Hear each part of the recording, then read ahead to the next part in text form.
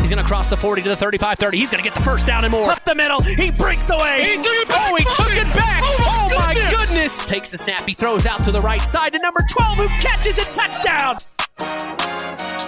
Welcome to the Coca-Cola pregame show. Now, here are the voices of KVB's WKVI Sports, Mitch Columbi and Chris McGowan. You are listening to Kankakee Valley Broadcasting's WKVI.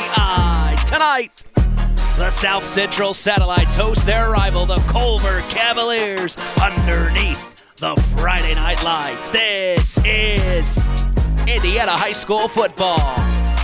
With us tonight, down on the sidelines, getting all the inside information from the field, Matt Ketchum. Hey, I'm Mitch Columbi. The tradition continues. This is KVB's WKVI Sports.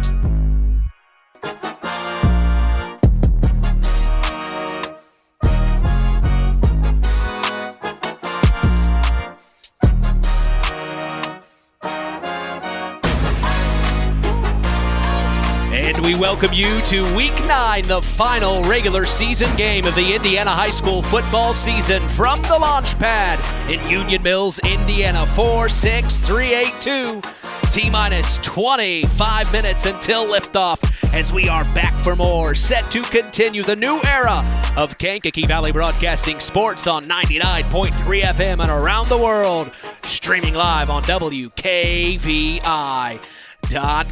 Man, as we get ready for our 9th football broadcast of the 2024 season, we have talked with both head coaches of the Culver Cavaliers, Austin Faust, and the South Central Satellites, Buzz Schoaf, during several practices and on the Saturday Sports Line, of course, each week. But when we look at the away team tonight, the Culver Cavaliers are under the direction of Austin Faust for his second year as the head coach. In Week 1, to start things off, they hosted Attica and came away with an astounding performance, winning 42-0. They followed that up in Week 2, hosting the West Central Trojans. We were there for that one as the Cavs fell 28-16. In Week 3, they fell on the road to Triton 40-8, and then in Week 4 fell to Winnemac on the road 22-14. Week 5 didn't get much better as we saw them host the North Judson Sanpierre Blue Jays, losing 70-0. In Week 6, they fell to Caston at home in a tight one, 21-20. Then in Week 7, they fell to Pioneer on the road, 45-20. And then last week, they lost to North Miami at home, 61-26. The Cavs come into tonight's matchup at 1-7 on the year and 0-6 in Hoosier North Athletic Conference play. Looking at stats for the Cavs, they are led by junior quarterback Jonas McEwen. He has thrown the ball for 1,056 yards, completing 62 of his 122 passing attempts, while adding 9 passing touchdowns of his own up to this point. Right behind him in the rushing department, the Cavs are led by senior running back Ethan Binion. He has rushed the ball 88 times for 415 yards. He comes into tonight averaging a good 4.7 yards per carry and has 6 rushing touchdowns on the year. The Cavs have another running back that has been putting up good numbers. It's senior Tony Summers. He's rushed the ball 51 times for 330 yards and has 4 touchdowns on the ground as well. In the receiving category, senior David Height leads the team in receiving yards with 468 on 20 receptions. He has 5 receiving touchdowns up to this point, too. Junior Caleb McEwen has had 19 receptions for 324 yards and 2 receiving touchdowns of his own up to this point. The Cavs are averaging 18.3 points per game on offense, and their defense is allowing 37 points per game coming into tonight. With us this evening, down on the sidelines, helping us break things down, it is a long-time personal friend of mine. He drove all the way from Rushville, Indiana, which is where I went to school. It's Matt Ketchum. What's up, Matt? Glad you could make it, man. Mitch, thanks for having me, man. Oh, man, we are so excited for this one. The Cavs and the South Central Satellites. It's going to be a battle. I hope you're ready for a rivalry. Oh, yeah, man. These guys look like they're ready to go. Absolutely. Well, we turn the page and look at the away team tonight. The South Central Satellites are coached by Buzz Schoaf. He's in his 8th season as the man in charge. The Satellites started their season off against Bowman Academy and won big time 48-14. In week 2, they hosted Boone Grove and fell short 30-6. Week 3, they fell to North Judson St. Pierre at home and lost 61-0. Week 4, they took on Triton and fell 48-12. Week 5, they traveled the long road from Union Mills to Caston and unfortunately lost 48-14. Week 6, they hosted Pioneer and fell 57-6. Then in Week 7, they traveled even farther to North Miami and lost 63-20.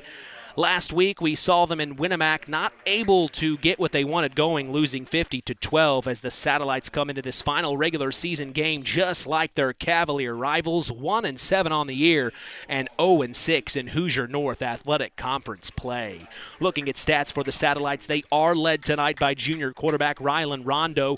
He has thrown the ball for 633 yards on 45 for 80 passing attempts with 6 passing touchdowns up to this point.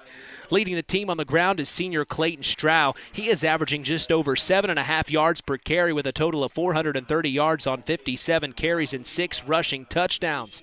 In the receiving category, Carter Holmquist leads the team with 428 receiving yards on 26 receptions with 5 receiving touchdowns on the year. As a team, they are averaging 14.8 points per game on offense, and their defense is allowing 46.4 points per game. Matt, it's been a rough road for both of these teams this season, and with the draw happening last Sunday, they both found out they have to see each other again next week for the first round of sectionals. Knowing that, what are your thoughts on this matchup tonight?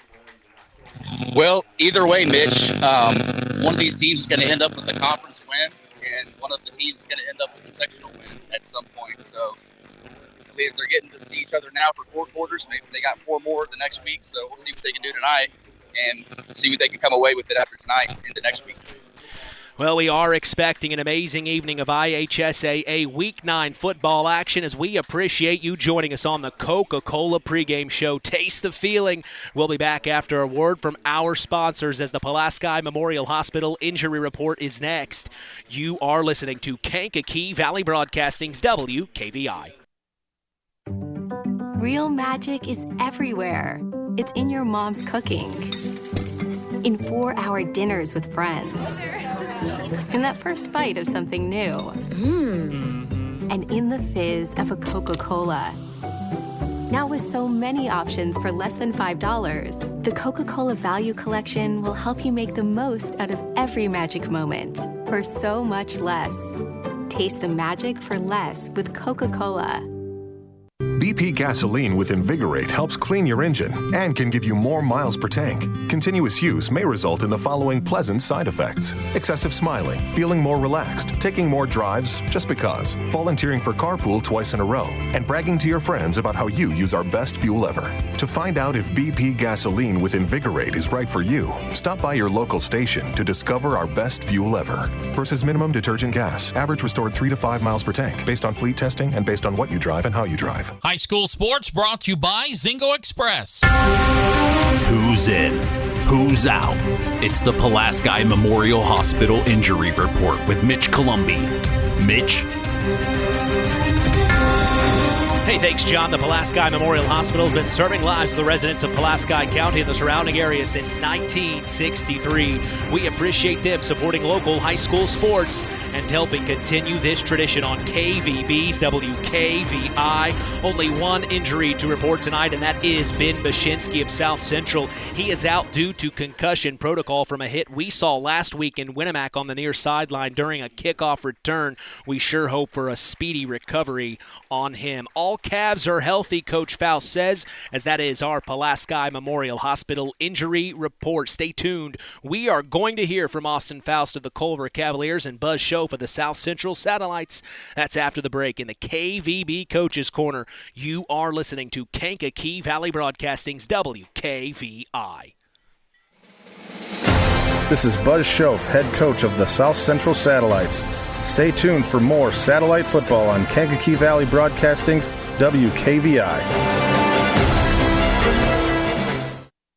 This presentation of our area's local high school sports is sponsored by Pulaski Memorial Hospital in Winamac. Pulaski Memorial Hospital is dedicated to providing excellent health care to improve the health and quality of life for the people in the community they serve. They will meet the community's needs and exceed their expectations by creating the best possible health care experience. For more information of the services they provide, call 946-2100. One of our hometown businesses here in our area in Monterey, it's LAP Waste. Being able to recycle is one of our main goals at LAP Waste. Being able to say that we only take about 8% of our trash to the dump is pretty impressive for us, and we hope to keep building on that. We service an 80-mile circle from Monterey. If you have a small job, big job, or just have a one-time, we are here to make a difference in this area. And that phone number, Kirby? 574-542-4019. It's time to hear from the coaches in the KVB Coaches Corner. Here's Mitch Columbi. I'm talking with head coach of the Culver Cavaliers, Austin Faust. Coach, it's South Central Satellite Week. It's a rivalry matchup. What do you want to see from the Cavs out on the field tonight? Yeah, biggest thing, defensively, not give up any big plays, keep everything in front, create some turnovers, and then offensively, finish drives with touchdowns. We've been scoring some points last couple weeks, but some of those we've kind of left some things out there, so hopefully we can clean that up and do that tonight. Yeah, we talked earlier this week. You said limit the big plays. How big of a night does your defense have to have? Yeah, it's going to be huge. They're with the Rondo kid. He can throw the ball and he puts the ball right where receivers need to be. And so as long as we can, hopefully not blow a coverage, keep everything in front, we feel good and try to make them earn it. But yeah, it's going to be a big night for our defense. That's going to decide it tonight. Message to Cavalier Nation on the road. Yeah, hey, come on out, right? It's a beautiful night here. If not, make sure you listen to this guy on the radio, and, hopefully we can get a W tonight, and our girls volleyball team can finish it up at 11 a.m. against South Central 2 at home. Well, we're excited to be here, Coach. Good luck tonight. Yeah, thanks. Appreciate it. Culver's Portside Marina handles all water and recreational needs. When it comes to pontoons, Godfrey leads the industry in performance and quality, and Portside Marina has them in stock. From Sanpan, Aqua Patio, Sweetwater, and Monaco pontoons, if you're looking for a family boat, Culver's Portside Marina can help. Discover the evolution of the wake boat through luxury models offered from Centurion and Supreme Surf Boats. Yamaha Wave Runners and Kawasaki jet skis are on the showroom floor waiting. Located at 514 West Mill Street in Culver. Stop in or call them at 574-842-5000. Culver's Portside Marina. I'm talking with head coach of the South Central Satellites, Buzz Schoaf. Here we are, Coach. As you say, it's Culver week. You got the Cavs in town at the launch pad. What do you want to see from the Satellites tonight? We just need to play a complete game, not turn the ball over, not give them the big play, and just make them work for every point that they get, and hopefully, it becomes an exciting football game. We got two teams that really need to end the season on a win, and then we see each other again next week over at their place. So, it should everything's lined up. Everything should be a pretty exciting night for everybody. Yeah, I know it's senior night. Talk about the seniors. You got a big group of them. Yeah, there's a big group of them, and a lot of them played for us for 4 years now. So, it's their last guaranteed game on this field. So, they'll be excited. They'll be fired up. We just can't let any distraction take over, and we just gotta do what we came here to do, and that's to win a football game. But we're excited to celebrate those seniors. They've earned it, and hopefully we celebrate after the game with them too. Absolutely. Message to Satellite Nation here at home. It's a beautiful night. It's not as cold as it has been the past couple weeks, so you might as well just come on out and celebrate these seniors and watch a good football game, because that's all we're going to try to do out there. Well, we're excited to be here, Coach. Appreciate your time. Yep. Thank you, Mitch. Hey folks, Auto Park Fort LaPorte has got some news for you. We now have the largest selection of pre-owned vehicles in LaPorte County. So if you're in the market, come and check us out, because right now is the best time to trade in your current vehicle. Not interested in purchasing a vehicle? That's okay. We'll buy yours even if you don't buy ours. Not currently in the market, but your car needs serviced? Come check out our newly renovated service department and let them take care of all your service needs. And remember, we're not just an auto dealer, we're an auto park. Time now for the keys to the game. Sponsored by the Auto Park, with locations in LaPorte, Plymouth, and Bremen. All right, as we get set for the final regular season game of the Indiana high school football season, we look at our Auto Park keys to the game for the away team, the Culver Cavaliers. Head coach Austin Faust stated to us this past week, limit the big plays defensively for the Cavs. If I'm them coming out on defense, I'm trying to put my foot down early to take the will away from the Satellites, knowing we see them next week. Now, flip sides, if I am the South Central Satellites, I'm saying, look, this is our home. This is our field. Don't let our rival come in on any weekday, weekend day, or night, rain or shine. Come in here and put up a win on us. We have got to bring everything we have right now, and we have to do it.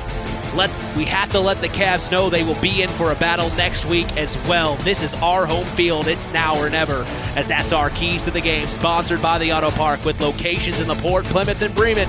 It's now time to sit back, pop open an ice cold Coke and chill. The Coca-Cola pregame show continues. Our LAP Waste starting lineups are next. You're listening to KVB's WKVI.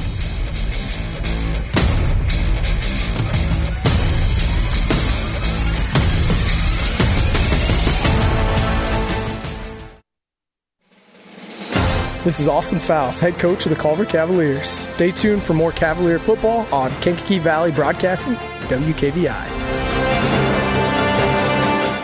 Have you ever wondered how much I could sell my vehicle for? Well, Auto Park Chevrolet GMC can help with that. We're looking to buy your vehicle. It is a quick, simple process that puts money in your pocket. Stop by the Auto Park on Oak Road for one of our sales professionals to assess your vehicle and have a cash price for you in moments. If you're looking to trade, we have stacks of inventory for you to choose from, or you can walk away with a check in hand. Don't hassle with listing on Marketplace or waiting forever to sell it privately. Let us make you an offer today. Auto Park Chevrolet GMC. Check us out at www.autoparkchevroletbuickgmc.com or call 574-936-5590 or come to see us next to Walmart in Plymouth. It takes smart planning by a skilled expert to get you just the right heating, cooling, and energy-efficient system for your home.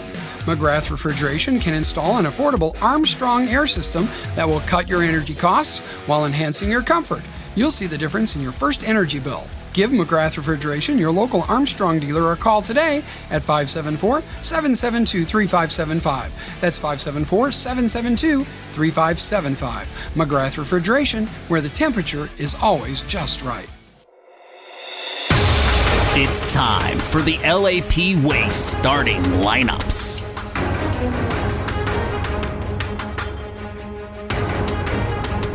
For the Cavaliers of Culver, Indiana, on offense, starting at quarterback, we will see Jonas McEwen.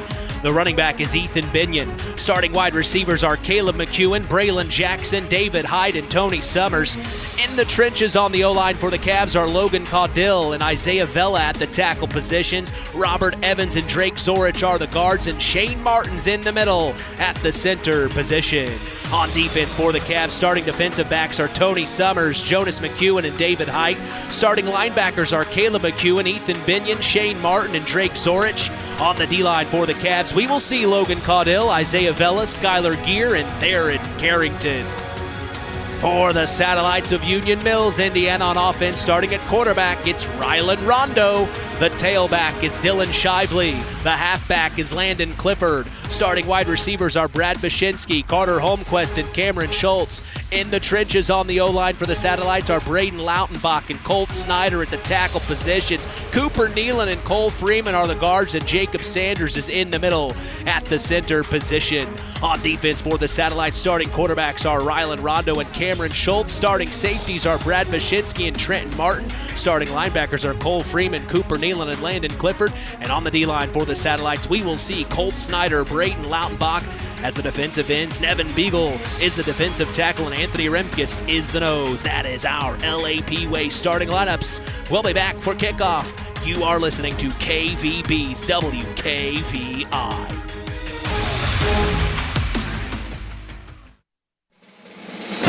This is Buzz Schoaf, head coach of the South Central Satellites. Stay tuned for more satellite football on Kankakee Valley Broadcasting's WKVI. One of our hometown businesses here in our area in Monterey, it's LAP Waste. Being able to recycle is one of our main goals at LAP Waste. Being able to say that we only take about 8% of our trash to the dump is pretty impressive for us, and we hope to keep building on that. We service an 80-mile circle from Monterey. If you have a small job, big job, or just have a one-time, we are here to make a difference in this area. And that phone number, Kirby? 574-542-4019.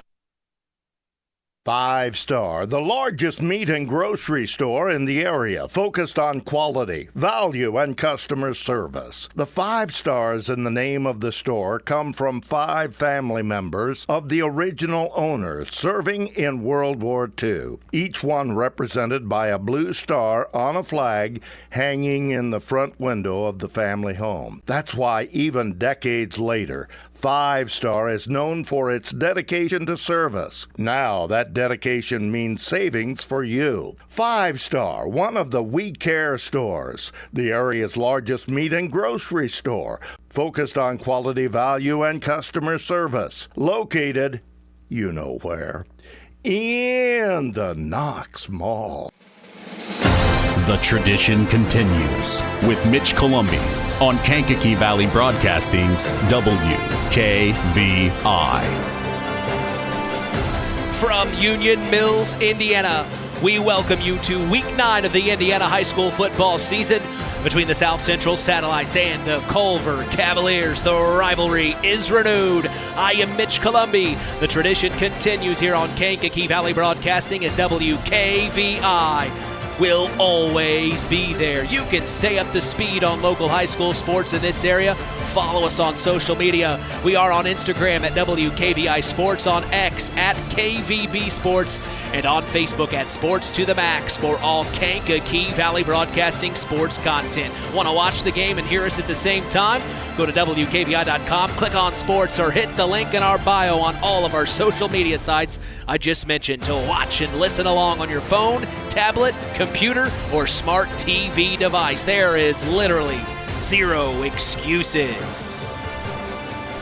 Well, we are proud to let you know the public address announcer tonight at the launch pad is Butch Nedza. Our scoreboard operator is John Haggard. The play clock operator is Chris Nealon. Our officials for tonight are Bruce Wyrick, Joe Venevel, John Rogman, Martin Burr, and Rick Podell. Down on the sidelines, getting all the inside information from the field is special guest sports analyst, my old friend who drove all the way from Rushville, Indiana to be here. It's Matt Ketchum. And like I said, I am Mitch Columbi, proud to be doing the play-by-play as we are set for Indiana high school football from the launch pad in Union Mills, Indiana. T-minus 4 minutes and 35 seconds until liftoff. We look around our other area teams. We see the Knox Redskins sitting at 5-3. They are hosting Bowman Academy for senior night. Bowman Academy 0-8. Looks like the Redskins should take care of business tonight. The North Judson St. Pierre Blue Jays are undefeated, 7-0 on the year. They hit the road to Pioneer. They're taking on the Panthers at the Pit, who are 6-2. The Winamac Warriors are 3-4 on the season. At Caston tonight, they are 2-6. The West Central Trojans are 5-3 on the season. They're at North White, who is 4-4 on the year. We also have an update from that game. It's 12-6. West Central leads with 2:14 to go in the first quarter. We will keep you up to speed on all of our area teams, but for now, it's all Union Mills between the South Central Satellites and the Culver Cavaliers, as tonight's kickoff is brought to you in part by Web Printing and JT Shirt Shack in Winamac. We also appreciate them being the sponsor for the Tyler Roth WKVI Athlete of the Week Award given out each week. That's on the Saturday Sports Line, the longest-running high school sports show in Indiana. We also remind you every morning to join Rich Wallen on the WKVI Morning Show Monday through Friday, 5 a.m. to 12 p.m. Central. Catch local news as well for our area with Kankakee Valley Broadcasting News Director Anita Gooden, who covers news on WYMR and WKVI. You can catch our stories on WKVI.com and Max983.net to stay up to speed in your local area. Two teams who like to get the ball in the air.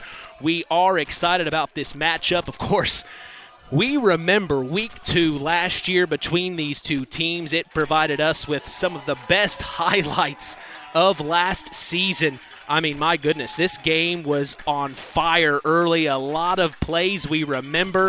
Of course, the Culver Cavs ended up losing that battle 44-22 as South Central won. But the Cavs got the last laugh last year as they won here again 40-15 in that first round of sectionals. So an interesting scenario between these two teams. They have a little bit of a history, and when you see rivals come together on the field, they really play a little bit harder. We talked with Matt Ketchum down on the sidelines. Matt, when it was time to show up for Connorsville, who was one of our big-time rivals, you knew you had to bring everything you got. Oh, yeah, absolutely. Yeah, it's going to be a nice night tonight. We see the South Central Satellites and the Culver Cavs at center field. Big rivalry matchup like this. The Cavs are in white jerseys, orange trousers, black socks. The Satellites all red, blue trim, looking very, very sharp. Both captains at center field will see who won the toss or who selects to defer. It'll be very interesting here. Meeting in the middle, we see the coin flipping up in the air. And it looks like the South Central Satellites won the toss. And I believe they will kick off first, so they defer, allowing the Cavs to have the ball first here to start this matchup. My goodness, you know, with an offensive team like this, you think you might want to get the ball first. The South Central Satellites are saying, we can defend our home field. We're going to allow the Cavs to have the ball first. Interesting scenario that played out there, Matt. Yeah, I'm actually excited to see this Culver team take the field on offense. I was watching their quarterback and warm-ups, and he throws a really pretty ball to the sideline. So they're going to put it up there. It's just all about if they can, if South Central can cover that or not. Yeah, Jonas McEwen does such a good job, and he's going to find David Hyde, who we talked about. He's going to find Tony Summers. He's also going to find, Matt, he's going to find his brother, his twin brother, identical twin brother, Caleb McEwen. So those are some of the names we're going to hear from the Cavs. Ethan Binion as well, right up the gut. Ethan can run the ball well. So this defensive effort from the Satellites has got to be strong to send a message early, and I think that's what head coach Schoaf is trying to send right now, get his team fired up here on senior night. Another moment. I'm sure you remember senior night, Matt. It's a special night. Yeah, senior night is usually a lot colder than this from what I remember, but it's definitely cooling off from when we first pulled up here. Well, set to kick for the South Central Satellites. That is number 45, 44, 46. Hard to tell from here. Looks like that's Landon Clifford. A deep to return for the Cavs is Tony Summers and David Height. Whistles blown, and we have liftoff here in Union Mills, Indiana. Deep kick, and it will roll into the end zone. Not even giving it a chance was David Height. And the Cavs will start on their own 20-yard line. Booming kick there, Matt. Yep, let's see what these guys got. Cavs do such a good job moving the ball from left to right. They'll start center, right in the center of the field at the 20-yard line. It's Jonas McEwen. They're trotting up to the line of scrimmage for our first play of the night. Mitch Columbia along with special guest sports analyst, sideline reporter, it's Matt Ketchum. The Rushville boys are taking care of you tonight. Out of the gun, it's McEwen. Pitch out. Here comes Binion up the near sideline, crosses the 25, and he's going to get pushed out of bounds. And that's what they start with. Ethan Binion up the left side.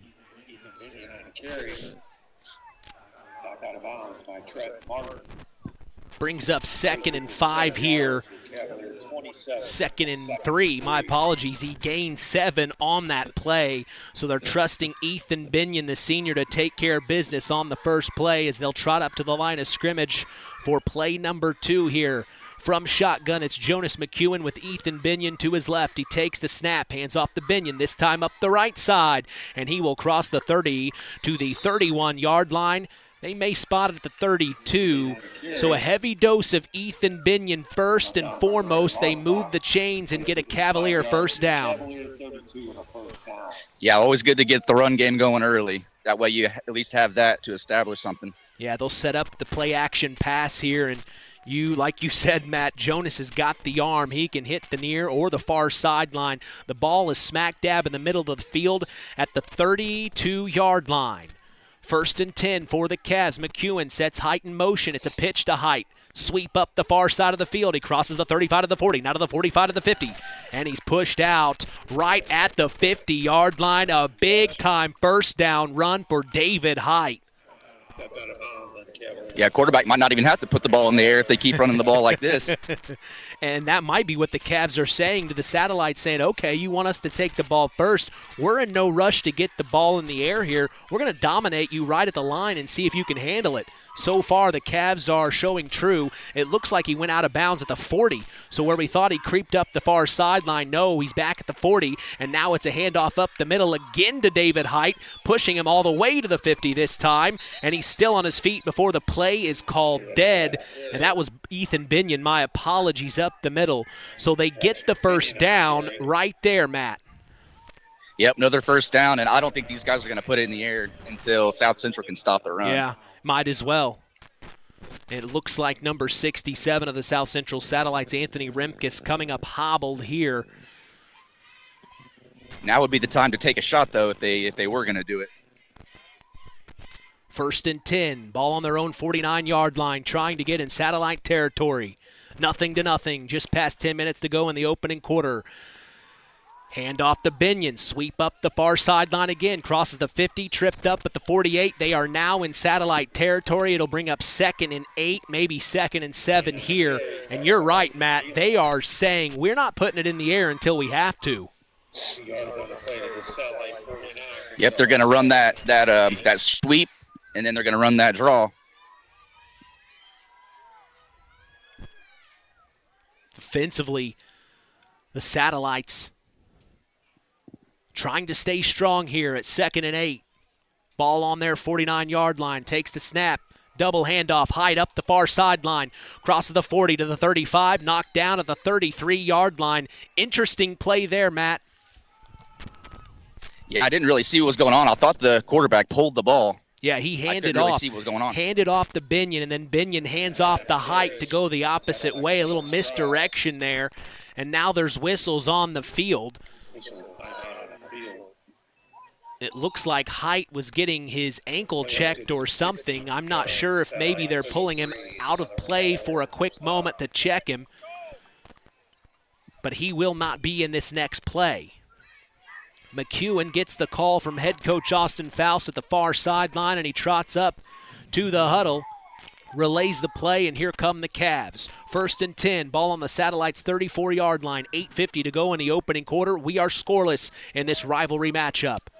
Out of the gun. Could be a QB option right here. Takes the snap. This is Tony Summers this time. Nice little pitch forward. He gets maybe to the 30-yard line. What were you seeing there?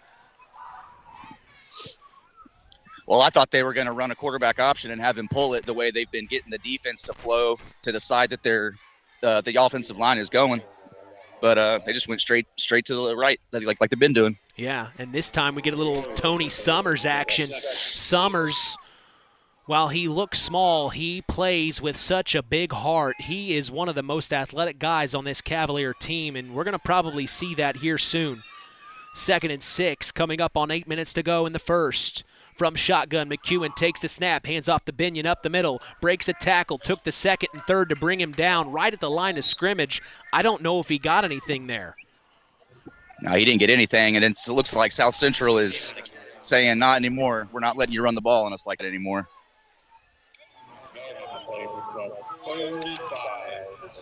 So this will bring up 3rd down in satellite territory on the 34-yard line. The Cavs have had their way up to this point. Now they will face a 3rd down. And it's getting to the point now where they are in 4-down territory as well, where they may go for it. From shotgun, McEwen takes the snap, hands off to Binion, up the middle again, trying to get the 5 yards. Tackled at the 23. We'll see where they spot it to be exact. The Cavs are set, yes. So they do get the first down. Ethan Binion was the one to let all of us know, and then the white cap comes in to say, yep, it is a Cavalier first down, and it's spotted at the 22-yard line, so the Cavs keep this drive alive.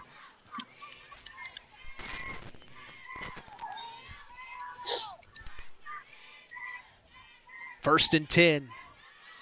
Under 7 minutes to go in the first quarter. Scoreless from Union Mills. Out of the gun. McEwen takes the snap, toss out the Binion, cuts up the middle to the 15, to the 10, to the 5. Touchdown Cavaliers! They score first. Ethan Binion up the gut. Yeah, that's how you set the tone right there, Mitch. Good opening drive. They didn't even throw the ball one time. And that's what we were talking about all week, is both of these teams like to get the ball in the air. The Cavs say, we don't need to put the ball in the air. We're going to run it right up the gut, and we're going to run some sweeps left and right. We're going to try to make you track us down. Satellites had tough going on that drive there, but the Cavs are going for 2 now. From shotgun, it's Jonas McEwen. He takes the snap, hands off to Binion. Binion trying to get the 2-point conversion, and he's snuffed out at the 4-yard line. No go. And the Satellites stop it, keeping it 6-0 here. A big-time defensive stop there. I don't really like that call. The running back was not even in a position. He was standing straight up, and when he got the ball, he didn't have any momentum going forward. He didn't have anything to get in there. Yeah, he tried to find space. The hole wasn't there, and tried to reestablish it. It just didn't happen. But it does keep it 6-0 as the Cavaliers lead. Keener Construction is proud to be an Ox Redskin alum. They are excited to witness the Redskins take the field each week this season. Call Chad Keen at Keener Construction today for all your construction needs at 574-806-1387. Osborne Advantage Real Estate is a proud sponsor of local high school sports and would love the opportunity to make you feel right at home in Stark County. Call them today at 574-896-2567. Sideline Automotive is a hometown proud auto care shop, recently voted Stark County's best for tires and oil changes. Call Joe today at 574-249-5537. We look around our other area schools and see the North Judson St. Pierre Blue Jays get a big-time 39-yard touchdown run from Josiah McDaniel. Cole Wilcox gets the 2-point conversion. It's now 8-0 with 8 minutes to go in the first quarter. In Pioneer for the Blue Jays is back in our game. It is a short kick to the 33. The Satellites pounce on it, and that's where they will start their opening drive here on offense.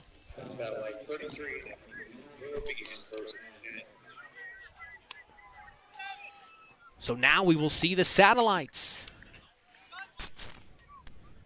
Let's see if South Central wants to start the game the way Culver did and run the ball. Well, and we're seeing what I was a little worried about. We were told Rylan Rondo would get the start. Now we're seeing Clayton Stroud at the QB position, who is the senior.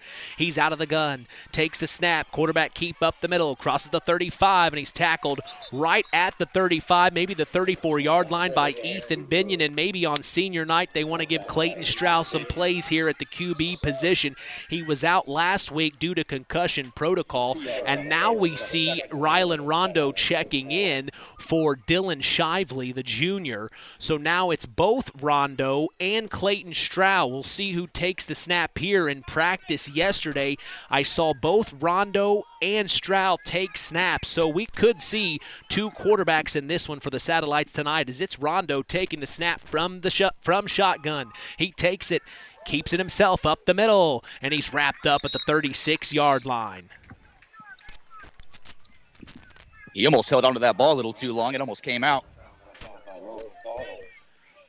Stroud, one of those guys we've known the last several years. He's just a plug-and-play type of guy. Very athletic. Can do just about anything. A several sport athlete here at South Central. 6 foot, 175 pounds. As here's Rondo out of the gun, takes the snap, steps back, looks to throw, fires, far sideline, down the middle, His intended target, I believe, was Carter Holmquist. No good. He got a hand on it, though, Matt. Yep, just good defense. And that's something you and I kind of talked about, is you're going to be looking at those DBs. That was your position. How are they guarding the big play? It looked like they had a safety over top there, and he was just playing center field. It was a good play by him. So now it brings up 4th down. Unfortunately for the Satellites, the Cavs D stays strong. The snap, the hold, the punt is up, clean away. It bounces at the 33, all the way to the 25. The Cavs pounce on it. They didn't get it. The Satellites do. They say they have it, and they do! Clayton Stroud, Dylan Shively, several guys in there. Carter Holmquist as well. And the Satellites pick up a moment there. Yeah, that was an incredibly bad play by the punt returner there. He should have just got away from it once he saw it hit the ground. So now it's 1st and 10 for the Satellites off the botched punt return for the Cavs. The Satellites are on the Cavaliers' 25-yard line, 1st and 10. Rylan Rondo from shotgun takes the snap, steps back, looks to throw, fires, overthrown. Carter Holmquist. Those are the kind of plays they like, Matt.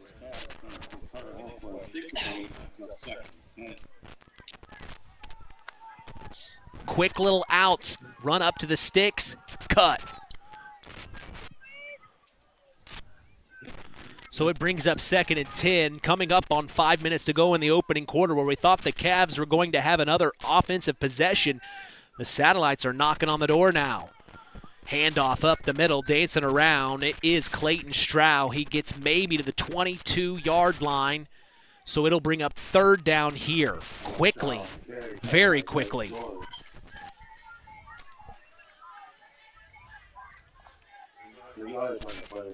Third and yeah, this 6. Culver defense looks ready to play. They definitely do. 3rd and 6 from shotgun. It's Rondo. Stroud offset behind him. Takes the snap.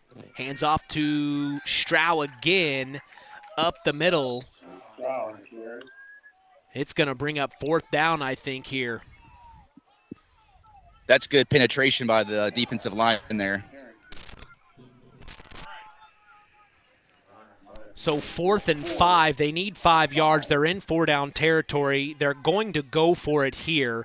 Ball is on the 20-yard line in Cavalier territory. The Satellites need this here on 4th and 5. Out of the gun, Rondo takes the snap, fires, has his man near sideline. That is Cameron Schultz. We remember him from last week, and he gets out of bounds just before the 10-yard line, right at about the 12. It is enough for a Satellites 1st down.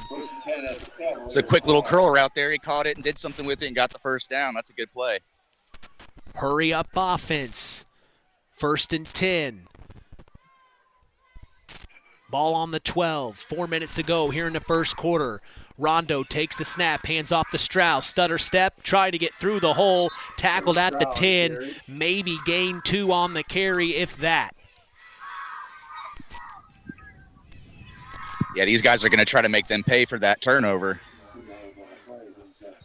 At this point, you almost have to say you have to if you're South Central on senior night. You got to take every advantage that comes your way. Yeah, you'd hate to come up with nothing right here. For sure. 2nd and 8. Ball on the 10. Rondo out of the gun, sets his man in motion, takes the snap, fakes the handoff, flags fly. It was a false start, I think, on the tight end over there. Or legal procedure. Yep. So this will push the Satellites back, unfortunately. It'll be 2nd and 13 now, ball on the 15-yard line. Those are the kind of penalties Buzz Schoaf has talked with us about. They can't happen, the small little detailed penalties like that. Rondo takes the snap, fires, far side of the field. He's got Carter Holmquist moving forward, past the 10, and he's knocked out of bounds or near the far sideline. Not a little bit of a late read right there, but he made the right one. Brings up 3rd down. On the 6, 3rd and 4.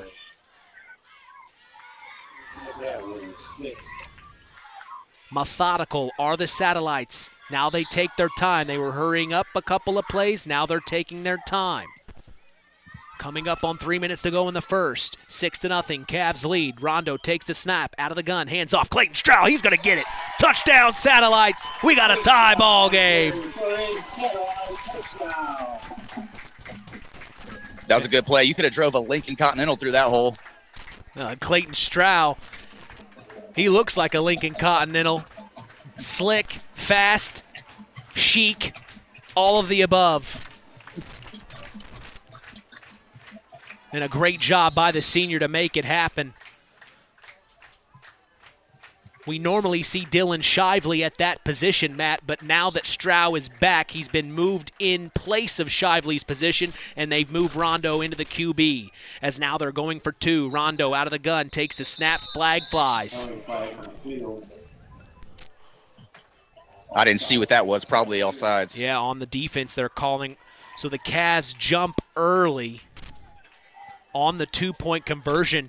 If the Satellites are able to get this to go, that's a big momentum shift there, taking a 2-point lead. That can come into play later on in the game. Yeah, I think that Culver gets the ball back here, and they just stick to the game plan, stick to the script. It was an unfortunate turnover there, but yeah, they're fine on offense. They know they're going to come out here, and they're just going to stick to their plan. Well, and just like Matt said a moment ago, trust the process, trust in your guy, Clayton Strow. He drives it right up the middle like a big old Lincoln Continental from the 60s, baby. Clayton Strow, the 2-point conversion, 8-6. As the Satellites take the lead here on senior night, L&D Farms is a proud sponsor of local high school sports. They are no stranger to hard work and dedication and recognize the structure and discipline that goes into playing sports and being part of a team. L&D Farms wishes all local teams good luck this season. Local Union USW 9551 is a proud sponsor of local high school sports. They believe in the future of these young adults and wish them luck as they take on their opponents this season. Well, both teams get on the board in their opening drive. That is a good sign for confidence. As we have another score update from Pioneer, they score back at North Judson. It's now 8-6 with 5 minutes left to go in the first quarter. And then the West Central Trojans are now trailing North White 14-12 with 2 minutes to go in the second quarter. That is a good game going on. Of course, we were there for that one last year. As back in action, it's a deep kick to David Height. He crosses the 30 to the 35 to the 40. Now to the 45, and he's tackled at the 48-yard line. Big time return for David Height. That's how you set the tone right there. I would just come back out here and do what you're doing and run the ball. I wouldn't put it in the air till you have to.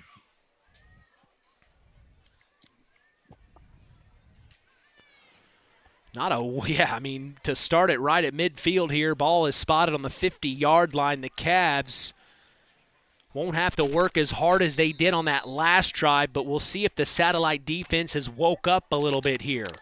Jonas McEwen from shotgun takes the snap, toss up to Tony Summers. Here it comes, crosses the 50 to the 48, push back on the other side of the field to the 45. The Satellites defense scrambling to the ball well. That was good pursuit, good containment right there. I think they're figuring out this offense a little bit. We have another score update. The Winamac Warriors trailing Caston after the first quarter. Low-scoring affair, 3-0. Caston leads Winamac.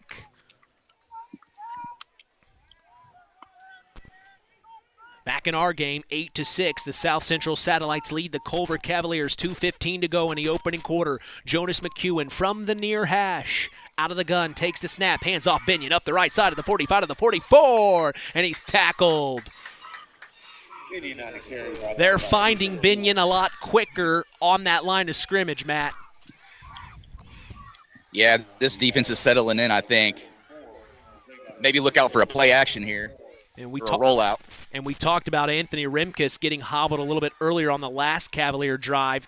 He is back out onto the field. He is the nose on this defensive line for the South Central Satellites. He is a big piece to this Satellite puzzle. Out of the gun, Jonas McEwen takes the snap. We have whistles.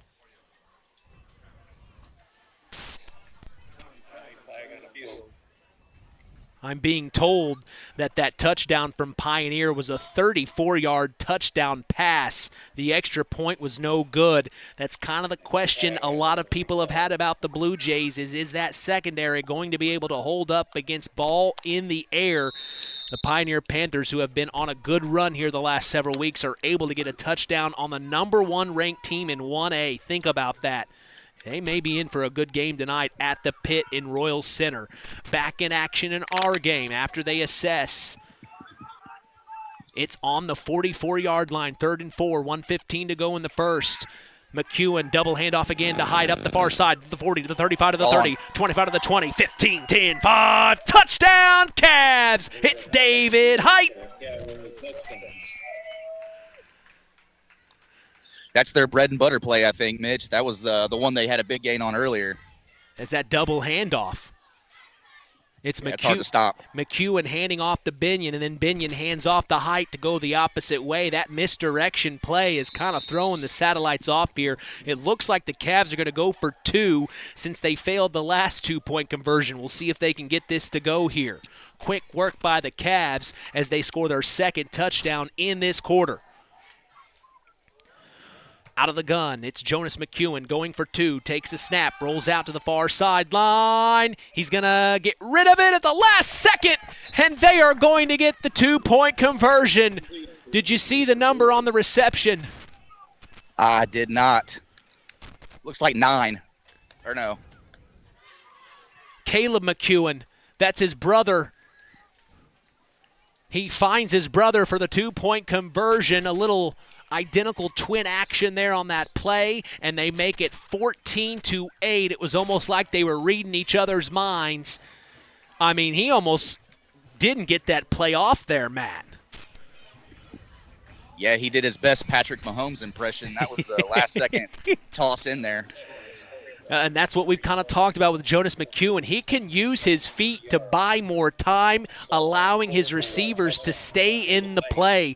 And I think if you're a receiver with a guy like Jonas McEwen, you don't want to give up on the play, Matt. You want to keep trying to get open because he's going to allow more time. Yep. And your guys know their quarterback's going to make a play for them, so they're going to block a little longer and hold that defense off of them. Yeah. Well, today's broadcast is brought to you in part by First Farmers Bank and Trust, providing state-of-the-art banking with old-fashioned service. We certainly thank them for supporting local high school sports and helping continue this tradition on KVB's WKVI. 14-8, the Culver Cavaliers lead the South Central Satellites. Interesting kickoff again. It's a short kick to the 28, picked up, and gets back to the 29 maybe. That was number 24 who picked it up for the Satellites. That's Brad Bashinsky, the senior. They don't want to kick deep to their return men. Yeah, South Central picked up a good block there because he was about to get lit up if I didn't see what number it was, but he was coming hot from Culver. So the Satellites starting on their side of the field at the 29-yard line. It's Rylan Rondo out of the gun. 1 minute to go in the first quarter. Sets his man in motion. Hands off to Brad Bashinsky, and flags fly.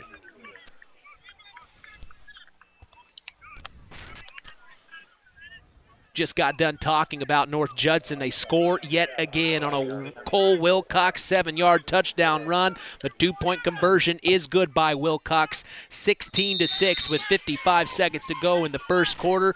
The Blue Jays respond quickly. Back in our game, 14-8. The South Central Satellites trail. They have the ball. Rylan Rondo out of the gun. Takes the snap, steps back, looks to throw, fires near sideline, and it's a little too far ahead of Brad Bashinsky to catch up. A nice route there, Matt. He just didn't get to the spot Rondo wanted him to. Yeah, ran like a curved post corner there. He just threw it a little bit too far. Stops the clock at 55.5 seconds. All fives here in the first quarter as we are orbiting from the launch pad in Union Mills, Indiana. 2nd and 15. A lot of work to do. Rylan Rondo from shotgun. Sets his man in motion. Takes the snap. Hands off. It's Brad Bashinsky. Breaks the tackle, and then he's brought down by the second tackle at the 21. That was Ethan Binion. It's going to bring up 3rd down, and that clock under 40 seconds here in the first. spotted at the 30 or the 21-yard line. You're right, Matt. The Cavs defense showed up today. Yeah, good pursuit and good effort on those run plays. 3rd and 20. Satellites need something here. Rondo takes the snap. Looks to throw, has his man. It's Carter Holmquist, far side of the field. He is going to get the first down and more to the 45. Now to the 50, cuts back to the center. Gone. To the 45, to the 40, to the 35, to the 30. Ball comes loose. Cavs dive on it. Oh, it came loose again, and the Satellites pounce on it at the 26-yard line. That's the end of the first quarter, so the Satellites end the quarter on a big-time play. If this is any indication, you better buckle up and strap in. It is going to be another rivalry matchup on KVB's WKVI. Don't go anywhere. Second quarter action on the way. On the way home from the game, a deer jumps in front of your truck. And now you've got to get that truck repaired. Make it easy on yourself. Take it to Mark's Body Shop. Mark's has done expert auto body service since 1998 and will work with you and your insurance provider for collision repair, custom body paint, and insurance work. And all work guaranteed by owner Mark Schell. Mark's Body Shop, proud to support high school sports. 772-7003. This is Austin Faust, head coach of the Culver Cavaliers. Stay tuned for more Cavalier football on Kankakee Valley Broadcasting, WKVI. On the land, you have an appreciation for it. When you grow up and work on a family farm, on land that is shared by members of a family, all working together as a team, that appreciation grows even more. They know what it's like to work as a team to get the job done. At Lawrence Farms of Knox, Todd and Josh Lawrence and family support the local high school teams and wish them success all through the season. Back in action from the launch pad in Union Mills, Indiana. Mitch Columbia along with Matt Ketchum. The Culver Cavaliers lead the South Central Satellites 14-8 as the first play of the second quarter is a toss out to the near sideline by the Satellites, and I don't think. What'd they get on that play? What'd you see, Matt? I did not see, actually. I'm trying to figure out Yeah, I think why the offense is back this way. Yeah, they flipped the field for the start of the second quarter, and now I believe a timeout has been charged. And now the officials are running with the football back over here.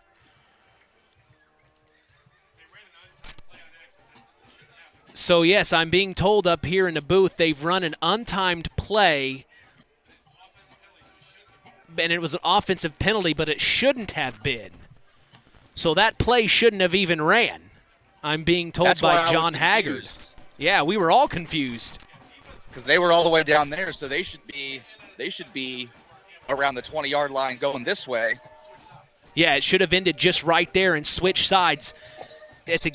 We were kind of scratching our heads here, and now they'll bring the ball back to where we thought it should be.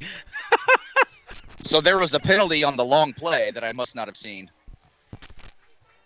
And then the next play that we just saw to start the second shouldn't have happened. Oh, man. Week 9. We'll get this figured out sooner than later. Yeah, I thought they'd have it by now. So the Satellites will have to punt in their own territory on 4th down. That big play was called back. Unbelievable. Well, one thing I saw Culver working on in warm-ups was actually punching that ball out, so they did just that right there. And, it looks like it worked out for them because they got the ball back now. Interesting. I'm definitely going to have to ask Coach Faust and head coach Buzz Schoaf what happened right there tomorrow morning on the Saturday Sports Line, because that is an interesting scenario. We thought we saw the huge play end at the first quarter, and evidently that was negated. Like you had said, Matt, there must have been a flag come in late. Yeah, I was very confused. Out of the gun, it's Jonas McEwen now. Ball on their own 34-yard line. He hands off to Binion, crosses the 35 to the 36 to the 37, push back, and that's where they will call the play dead. They are trusting the running game tonight.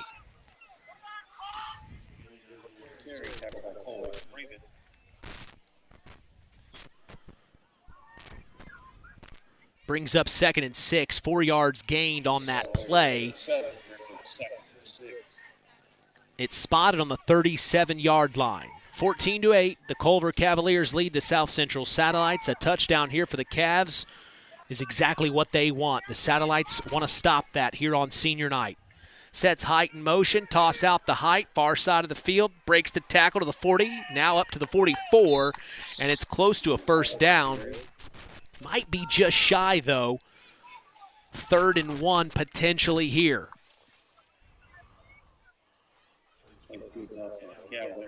Looks like they're giving them the first. So they are.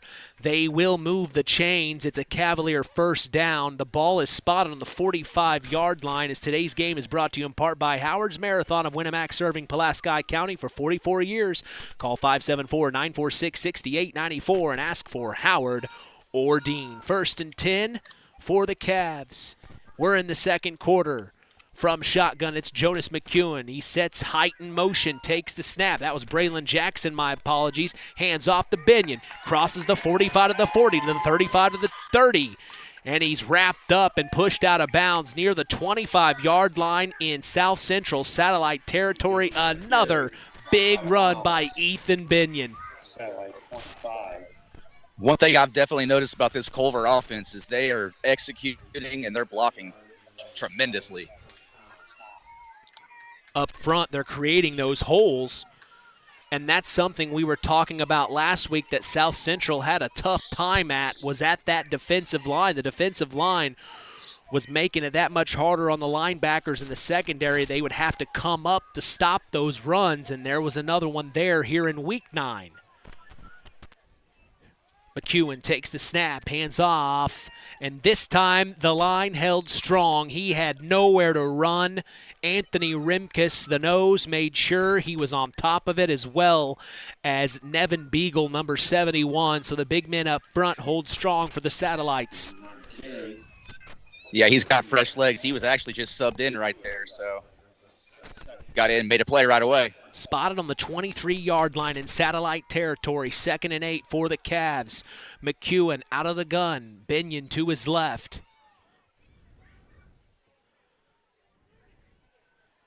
He sets height in motion.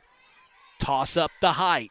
Here he comes, far sideline to the 15, and that is where the play will be called dead. I'm not sure if he stepped out of bounds. I believe it was enough. No, it will be short of the first. 3rd and 1 is what it'll be, spotted on the 16-yard line.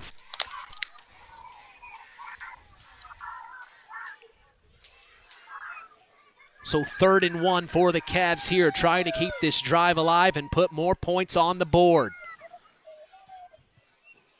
Gonna feed Binion right here.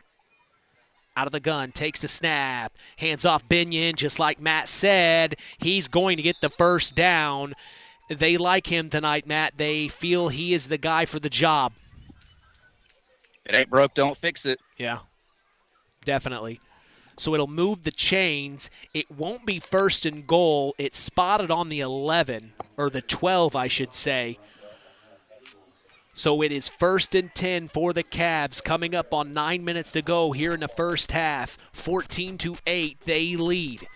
McEwen takes the snap, fakes the handoff, keeps it himself up the far sideline, and he will be tackled near the line of scrimmage. The Satellites read it well. I've been waiting on that wrinkle to come into the game, that quarterback read option where he keeps it. Finally ran it there. Keeping them honest, that's for sure. Yeah, they're a three-headed monster tonight. They've got both running backs are very productive on the ground, and quarterback just showed there he's able to do it as well.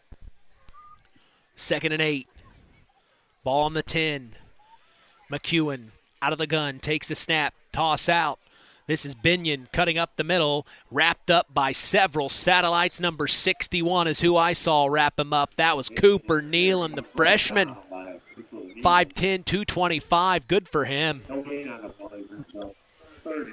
Might have made that decision to cut inside too soon. Looked like he had a space outside there to the right.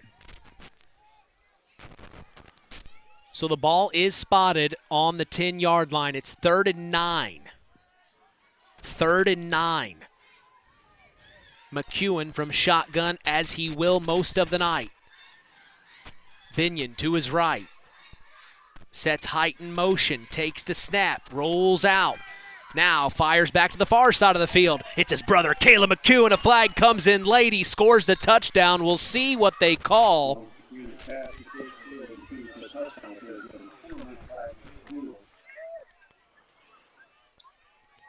Probably blocking too far down the field. And you like that Jonas McEwen play. He's rolling out to his right, fires back to the far sideline where his brother is wide open. I have a feeling that won't be the last time we see that play in this game. At the half, Caston leads Winamac 3-0.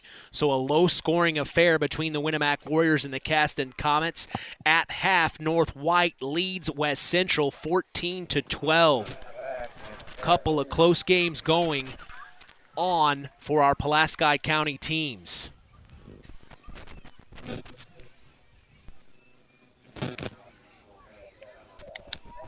So this, after the penalty is assessed, will push it back to the satellite 20-yard line. 3rd and 18.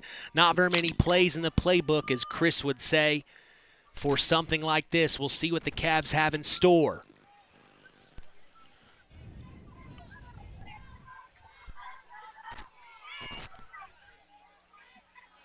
From shotgun, it's Jonas McEwen. Takes the snap. Oh, and he almost fumbled the snap, and he just falls on it.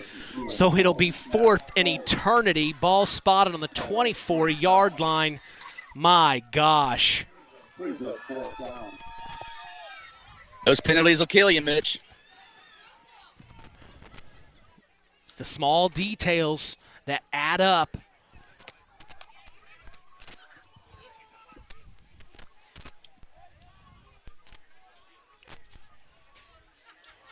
Under 7 minutes to go here in the first half. 14-8. The Cavs lead. Watch for a slot corner right here. Out of the gun, it's Jonas McEwen. Takes the snap, steps back, looks to throw, fires to the end zone to David Hyde. Batted out of the air by the Satellites. Good job by number 28. That is Trenton Martin, the junior. What'd you think of that defensive effort? Yeah, that was a good play by the defense. They held him on 4th down. Get the ball with some momentum now.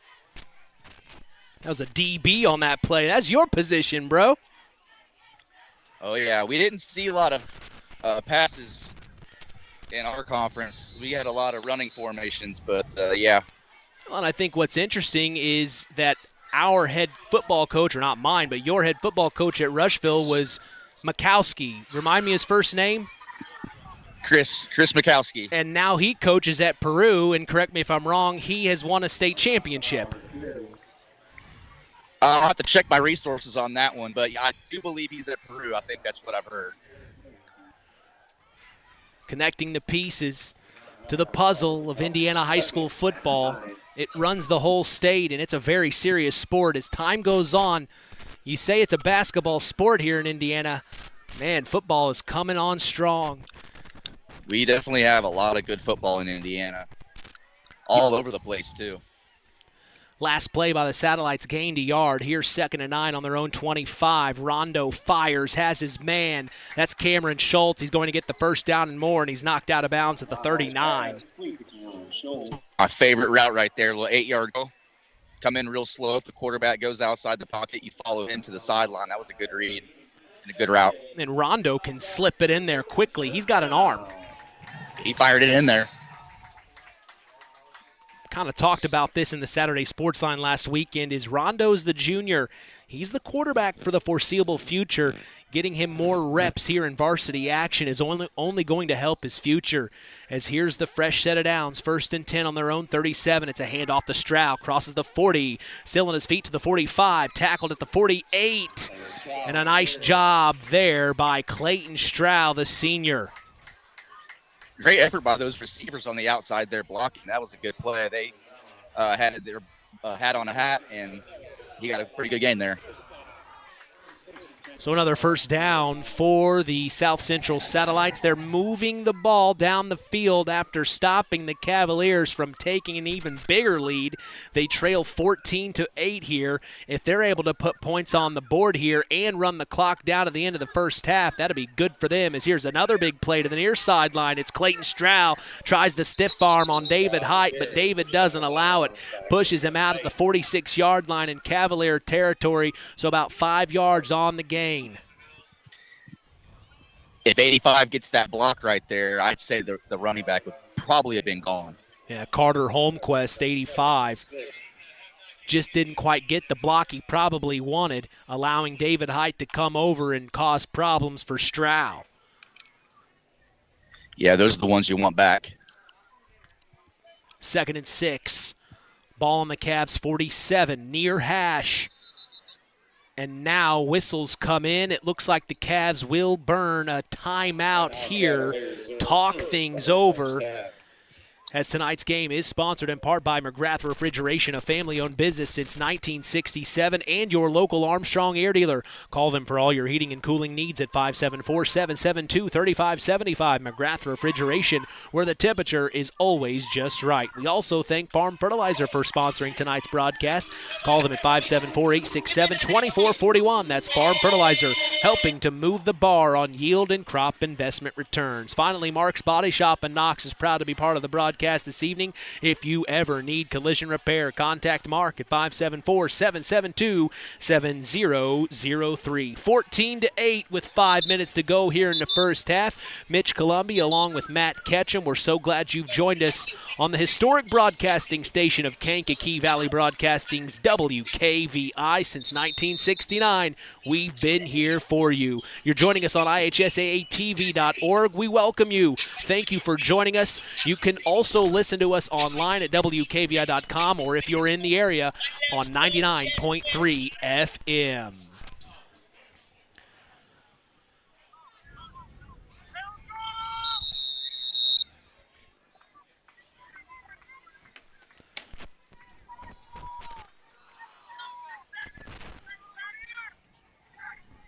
(14-8). The Cavs lead. Satellites have it. Out of the gun, it's Rondo. He's going to take the snap, fires deep, far sideline. He's got his man. It was Cameron Schultz in his hands, and he dropped it.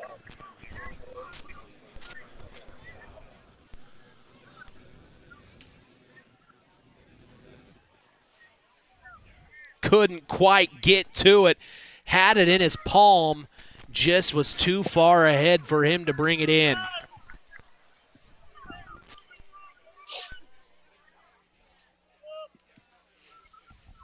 I want to see these guys start going downfield more. They're just waiting on that big play to happen, as here's the next. It's Rondo, a quarterback keep, near sideline to the 45 to the 40, and he's pushed out of bounds. Might be enough for a Satellite first down. That might have been improvised, Mitch. I don't think that was the play they were supposed to run. The running back looked confused, so he took off. And Rondo just made the decision on his own to tuck and run. Smart play by him. He will get the first down. Spotted at the 40-yard line in Cavalier territory.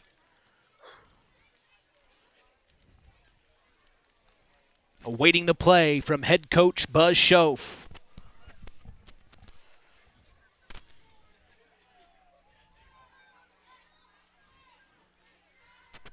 From shotgun. Rondo takes the snap, fakes the handoff, keeps it himself. Far side of the field this time to the 35. Outruns one Cav, but the second one brings him down. A good job there by David Height to track him down. Maybe 5 yards on the carry, though. Rondo's got the wheels, too. Yeah, he shot off out of a cannon on that one.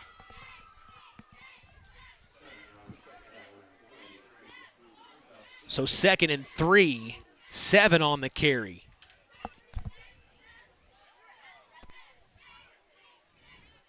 4:20 to go in the first half. 14-8, the Cavs lead. Takes a snap, steps back, fires, has his man. I believe that's Dylan Shively. Tackled. Oh, ball comes loose late, but they're saying he was down already. And Landon Clifford, my apologies. Landon Clifford on the reception, the sophomore, and he gets the first down for the Satellites.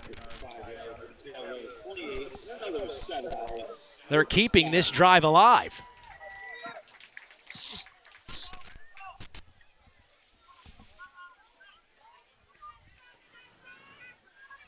First and 10 from shotgun. Rondo takes the snap. Hands off, up the middle. Clayton Stroud breaks one, and then several Cavs had to bring him down near the 20-yard line. Clayton Stroud making things happen tonight.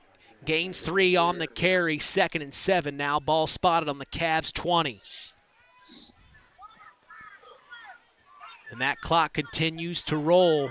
You better believe head coach Schoaf wants to use up as much as he can, take the lead here at the end of the first half, and then also remember they deferred to start the game. They will get the ball to start the third. Rondo fires down the middle. It's intercepted by Jonas McEwen to the 20, to the 25, to the 30, to the 35, and he's pushed out of bounds near the 40-yard line. A big-time interception by the Cavs on the play. Was that number 9? Yep, number 9. He was playing center field there. These guys are really doing a great job just doing their responsibilities. Yeah, nothing fancy. Yeah, Jonas McEwen, the quarterback, also for this team, a defensive back, gets the interception, and now the Cavs have it with 3 minutes to go in the first half. The Satellites were hoping to put points on the board with that big-time play. But now the Cavs have it with plenty of time to march down the field. We'll see what they do here as it's Jonas McEwen from shotgun, 1st and 10, ball on their own 42.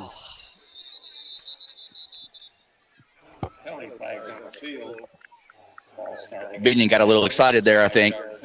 Yeah, flags fly. Binion started raising his arms before the ball even got snapped.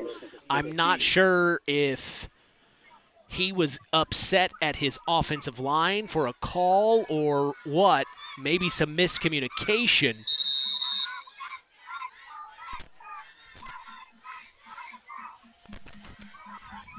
But it will make it 1st and 15 off the assessed penalty, spotting it at the 37-yard line. Out of the gun, Jonas McEwen takes the snap, toss out the Binion, far side of the field, crosses the 40 to the 44. Good pursuit by the defense there. Brings up 2nd down here. 2nd and 11, 4 yards on the carry from Binion. Spots it at the 41 with 2:52 to go here in the first half. Man, what an opportunity that would have been for the Satellites, knowing they get the ball back to start the third. They're just going to have to forget about it and move on. From shotgun, it's McEwen. Hand off the height. Comes to the near sideline. Crosses the 40 to the 43. And that's where he's tackled by number Cole Freeman, number 53. Cole Freeman, the senior.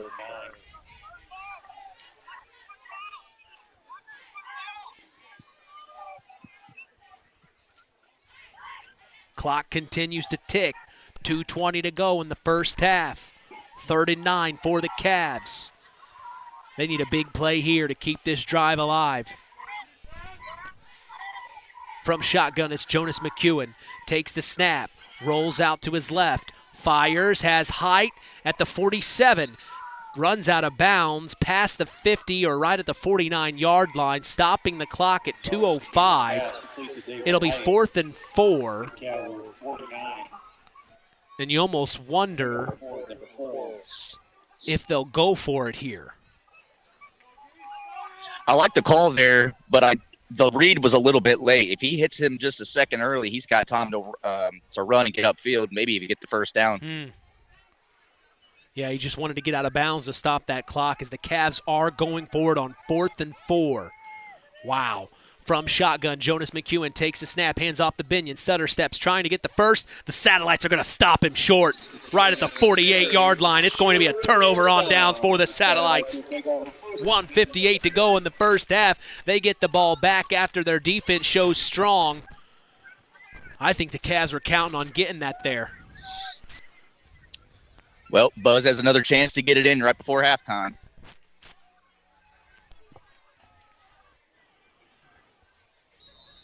So we'll see what the Satellites can do with 2 minutes. The ball is spotted smack dab in the middle at the 50-yard line. From shotgun, Rylan Rondo takes the snap, steps back, looks to throw, fires near sideline. It's Carter Holmquist at the 45. Oh, juke move, now to the 40, gets down at the 41. So they get a big chunk there. It'll be a 9-yard gain off the reception, 2nd and 1 on the 41-yard line here. Minute 35 to go. The Satellites working quickly here. From shotgun, it's Rylan Rondo. Sets Bashinsky in motion, takes the snap, hands off to Stroud. Almost dropped it, but he saves it, gets to the 39, right at the line of scrimmage, and that clock continues to roll here.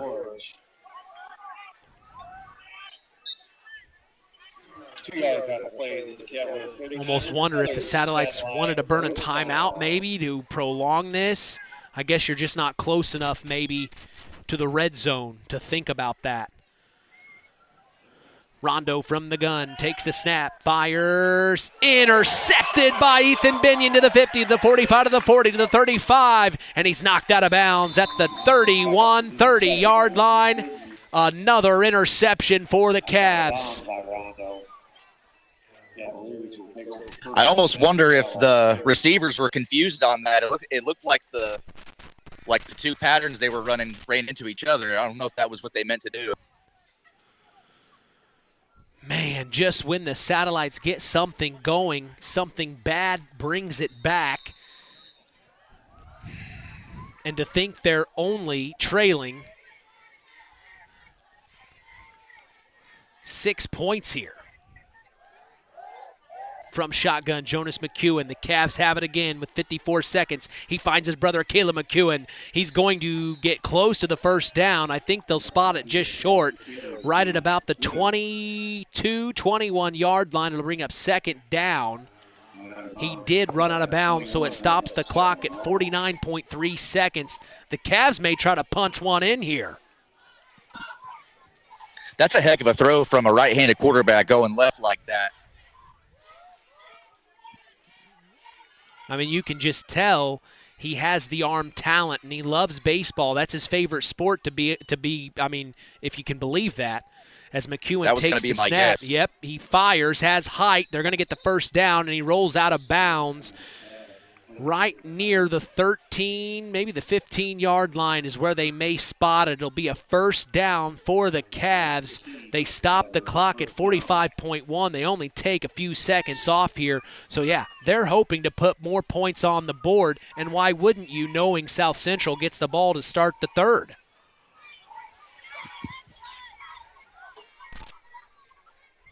Yeah, if they go up 2 scores right here, it's going to be big trouble for South Central.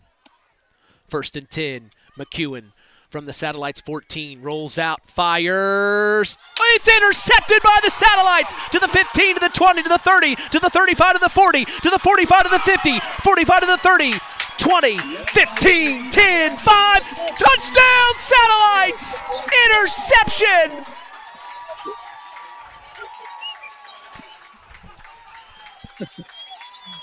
I about just got ran over by the South Central bench. 32, Rylan Rondo. So both quarterbacks have an interception in this game. Oh my gosh, Matt. I told you this was a rivalry. That's just what they needed too. I mean, just when you think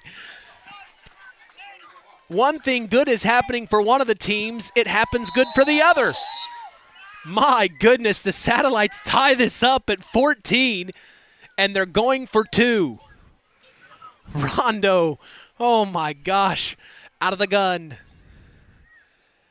Takes the snap, rolls to his left, fires, intercepted by David Height, and the play's dead. We're going to go to halftime tied up unless something happens here at the kickoff. But my goodness. Wow. You almost thought the Cavs are going to punch one in there, Matt. Yeah, that was just a heads-up play by him being there. And then, obviously, he's probably the fastest person on the field right now. He is fast. Yeah, Rylan Rondo's got the legs, and he can throw it too. And that was kind of the conversation we had on the Saturday Sports Line with Stroud coming back off of concussion protocol. Would he be the starting quarterback? And head coach Buzz Schoaf told us, Matt, he said, I'm going to leave that up to Clayton. He's the senior. And he said he believed that Clayton would make the decision of probably going back to a tailback or a running back position, because that's the kind of thing Clayton's done the last several years for the Satellites. He's a plug-and-play guy. Wherever you need me, coach, I'm ready to go. And it looks like Clayton and head coach Buzz Schoaf must have had that chat. They said, let's give Rylan Rondo the ball. Let me create off the handoffs or a quick pitch out, whatever you need me to do. Stroud is doing a good job of finding space off the handoff, but Rylan Rondo, he's controlling the pace for these South Central Satellites, and he's looking strong. Set to kick. Are the Satellites, they've got a leg, deep kick over the head of Tony Summers, and it rolls into the end zone. Man, I don't remember this guy last week, Landon Clifford, kicking. I remember Tommaso Dambelli last week, so now Landon Clifford gets the job for kicking, and man, he's got a leg.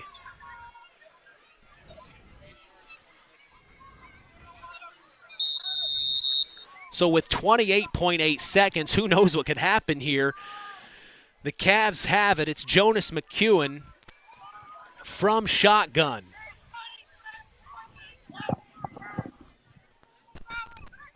Binion to his right. Takes the snap. Hands off to Binion. Dancing around. Ball comes loose. The Satellites bounce on it. Oh, man.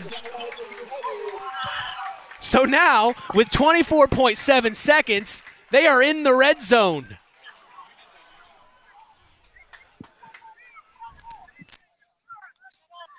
I've been wondering about the ball security on that read option that they've been doing the whole game. It looks like the quarterback is like holding onto the ball too long, and I don't think he quite had a hold of the ball when he took off running, just dropped it. I mean, I don't know. I mean, do you try to punch one in here? Absolutely. Might as well. Might as well. Go for the throat. Go for the throat now. Get the ball back to start the third. From the gun.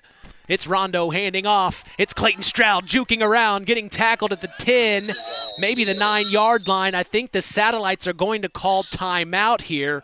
My goodness. Oh, I love when these two teams meet up. It doesn't matter the sport. It always provides such an excitement.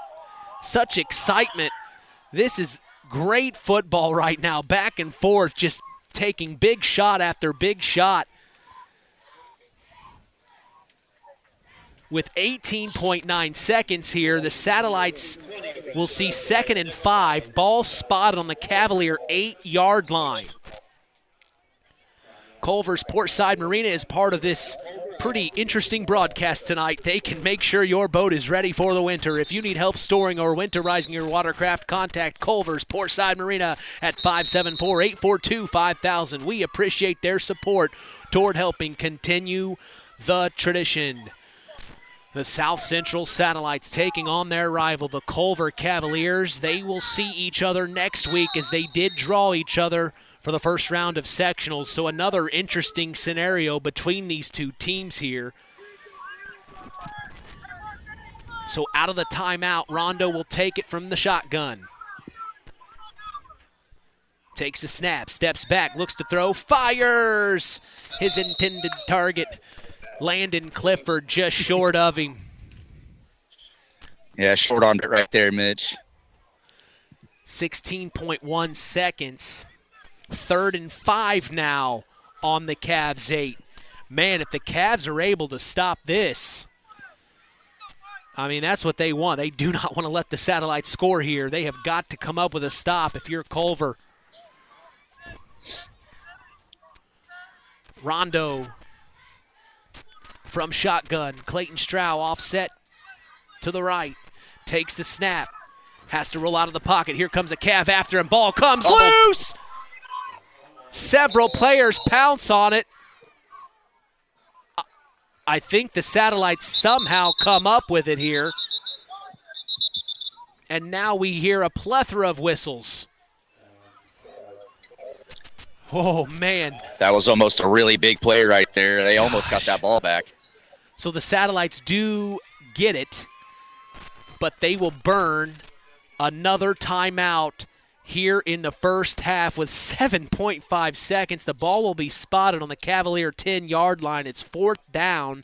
They need 6, but with 7.5 seconds, it almost may have to be a shot at the end zone here. Either way, we are in for a very, very good game. No running clock this week, folks. We're going to get a good game tonight. As Keener Construction is proud to be a Knox Redskin alum, they are excited to witness the Redskins take the field each week this season. Call Chad Keen at Keener Construction today for all your construction needs at 574-806-1387. Oh, man. 7.5 seconds to go in the first half. Tie ball game, 14-14. Ball spotted on the Cavaliers' 10-yard line, 4th and 6. The Satellites trying to put more points on the board. And they are reassessing the clock here. I think they are adjusting the clock for 3 seconds. So this went from 7.5 seconds down to 3 seconds. So this will be the final play of the first half. It's Stroud taking the snap out of the gun, takes it, looks to throw, fires, and it did not happen. Intended target was Carter Holmquist, but that will be the end of the first half. We have a barn burner here, 14-14. The South Central Satellites taking on their rival, the Culver Cavaliers. We're going to take a break and come back. The KVB halftime show is up next. You're listening to Kankakee Valley Broadcasting's WKVI. Howard's Marathon in Winamac has a reputation built on getting things done right. With 30 years' experience as an ASE Master Auto Technician, Dean Wentz is the right choice for the auto repairs or service. From auto computer diagnostic checks to new batteries and tires, they can take care of it all. Howard's Marathon is a proud supporter of area high school sports and wishes all teams a great season. Howard's Marathon, 121 South Monticello Street in Winamac. Call 574-946-6894. BP gasoline with Invigorate helps clean your engine and can give you more miles per tank. Continuous use may result in the following pleasant side effects: excessive smiling, feeling more relaxed, taking more drives just because, volunteering for carpool twice in a row, and bragging to your friends about how you use our best fuel ever. To find out if BP gasoline with Invigorate is right for you, stop by your local station to discover our best fuel ever. Versus minimum detergent gas, average restored 3 to 5 miles per tank, based on fleet testing and based on what you drive and how you drive. High school sports brought to you by Zingo Express. The Stark County Co-op has been a member-owned farm services co-op in Stark County since 1928. That's over 90 years, and they're still providing the same quality agronomy services to the farming community of Stark and surrounding counties. The Stark County Co-op is an LP and fuel provider. The Stark County Co-op purchases grain at both locations, Hamlet and Brems. You can reach them by phone at 1-800-782-3392, the Stark County Co-op.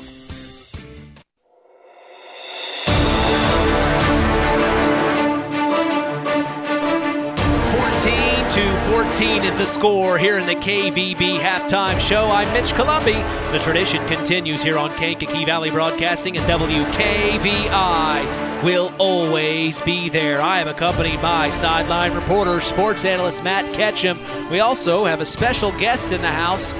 It is South Central Satellite School Superintendent Ben Anderson. I always love getting on the air with you. How you doing? Hi, Mitch. I'm doing great. Good to see you tonight. tonight. You better be doing great. You're in a barn burner right now with your rival. I know. Hey, we got a tie ball game here at half. This is exciting. It went back Great and game. forth. Both quarterbacks have an interception. Man, it's been a tough year for the Satellites, but not only football's been going on here. Talk about some of the other sports here in the fall. Yeah. Hey, volleyball will be at Culver Community tomorrow morning in the IHSA sectional, and as a matter of fact, we'll be playing Culver right tomorrow morning. So we've got 2 boys and 1 girl cross-country runners that'll be running in the sectional tomorrow, and then golf, believe it or not, it's already been over for like a month by now, but we had a really young golf team this year, but our coach, Judd Tolman, always does a good job of keeping things exciting for those young ladies, and they had a great season. They came a long way, and got to see a little bit of their sectional on a Friday morning at Beechwood in LaPorte, and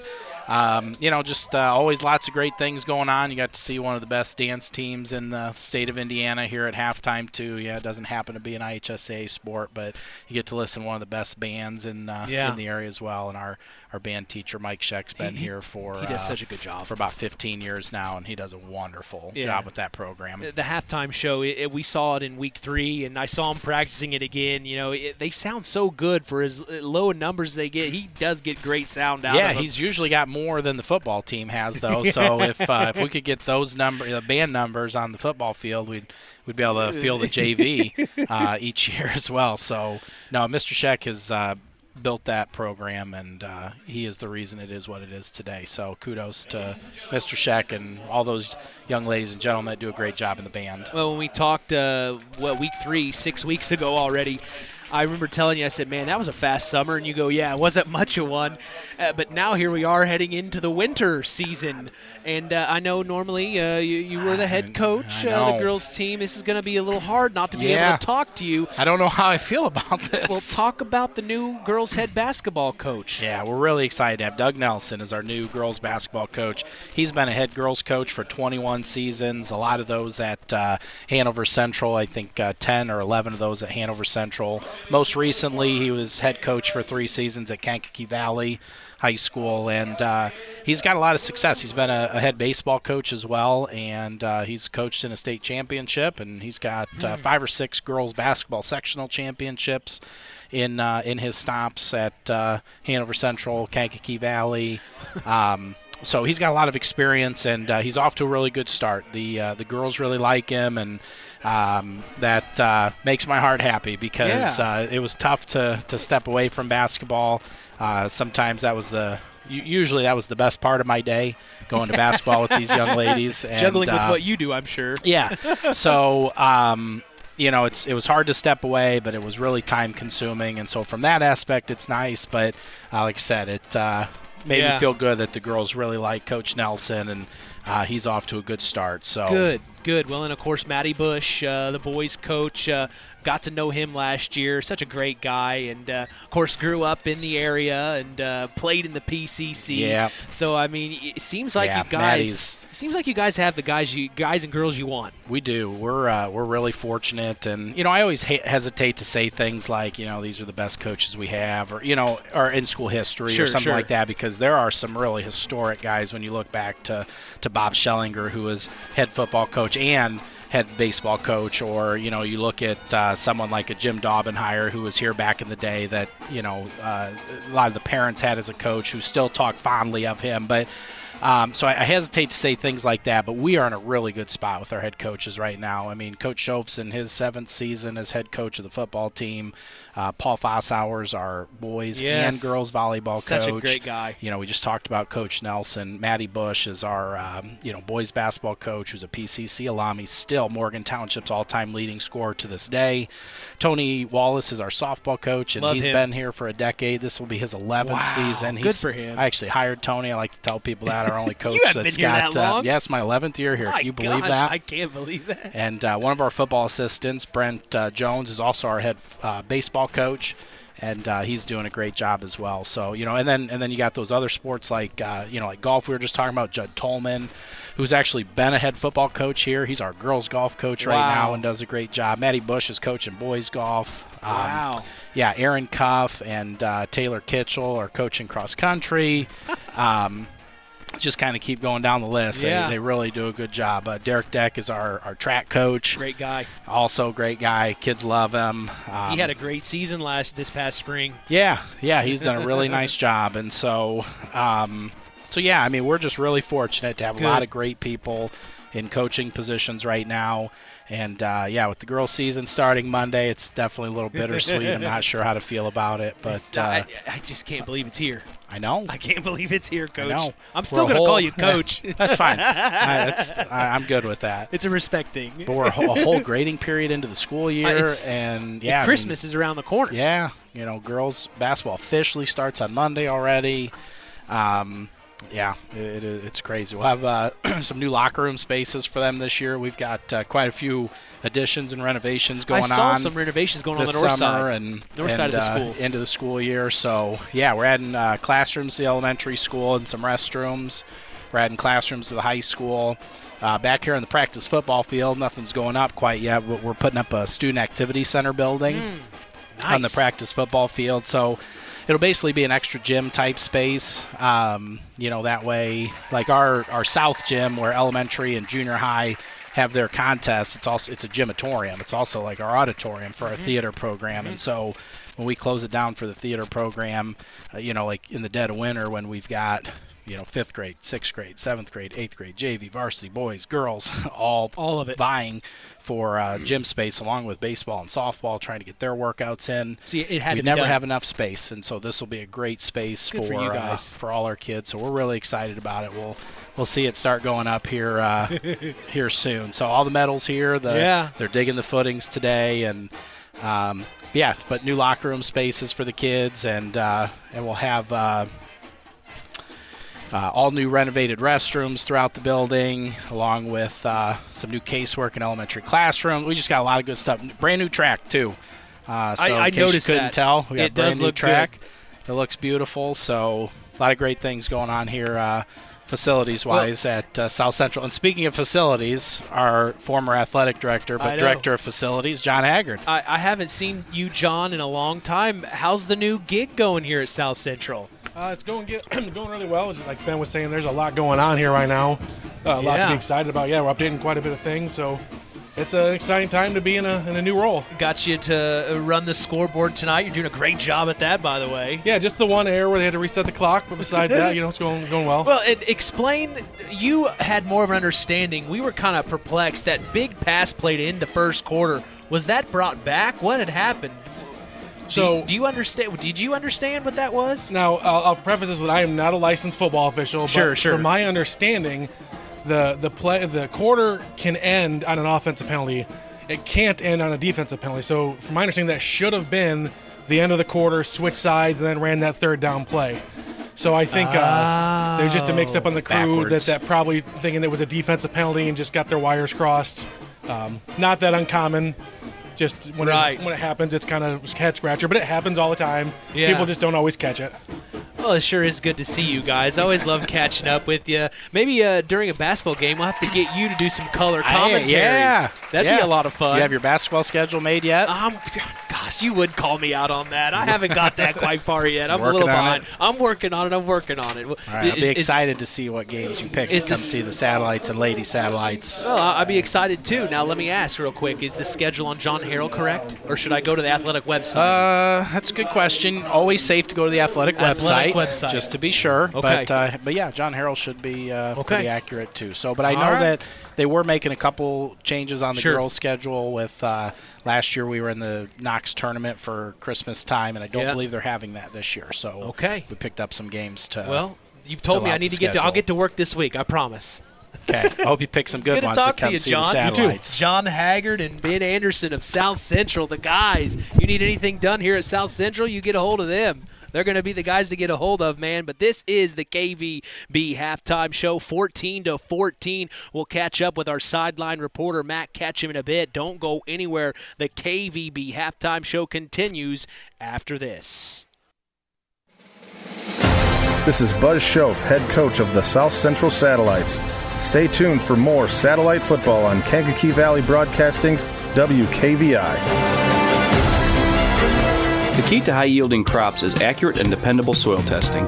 This is Andy Awald of Farm Fertilizers and Seeds. Having the right information to make the most profitable fertility decisions is what Image Services from Farm Fertilizers and Seeds is all about. We combine cutting-edge technology and computerized record keeping with a common-sense approach to soil sampling and fertilizer recommendations. Whether it be by management zone for field-level applications or grid-based for variable rate applications, count on Image Services by Farm Fertilizers and Seeds for your soil service needs this fall.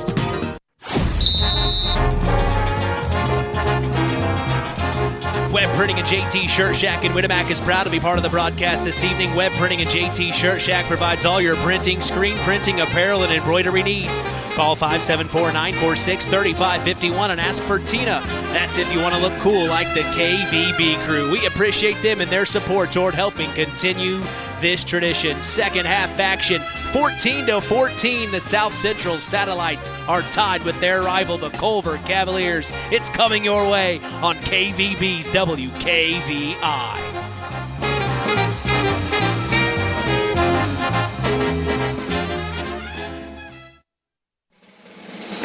This is Austin Faust, head coach of the Culver Cavaliers. Stay tuned for more Cavalier football on Kankakee Valley Broadcasting, WKVI. This presentation of our area's local high school sports is sponsored by Pulaski Memorial Hospital in Winamac. Pulaski Memorial Hospital is dedicated to providing excellent health care to improve the health and quality of life for the people and the community they serve. They will meet the community's needs and exceed their expectations by creating the best possible health care experience. For more information of the services they provide, call 946-2100.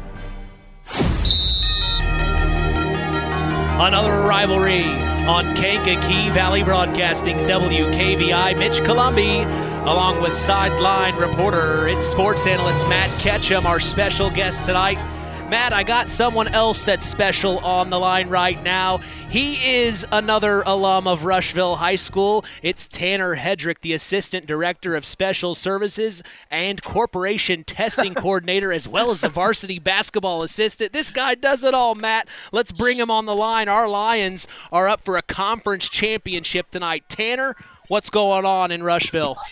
How are we doing up north? We are reporting from Henshaw Field. It's a beautiful night.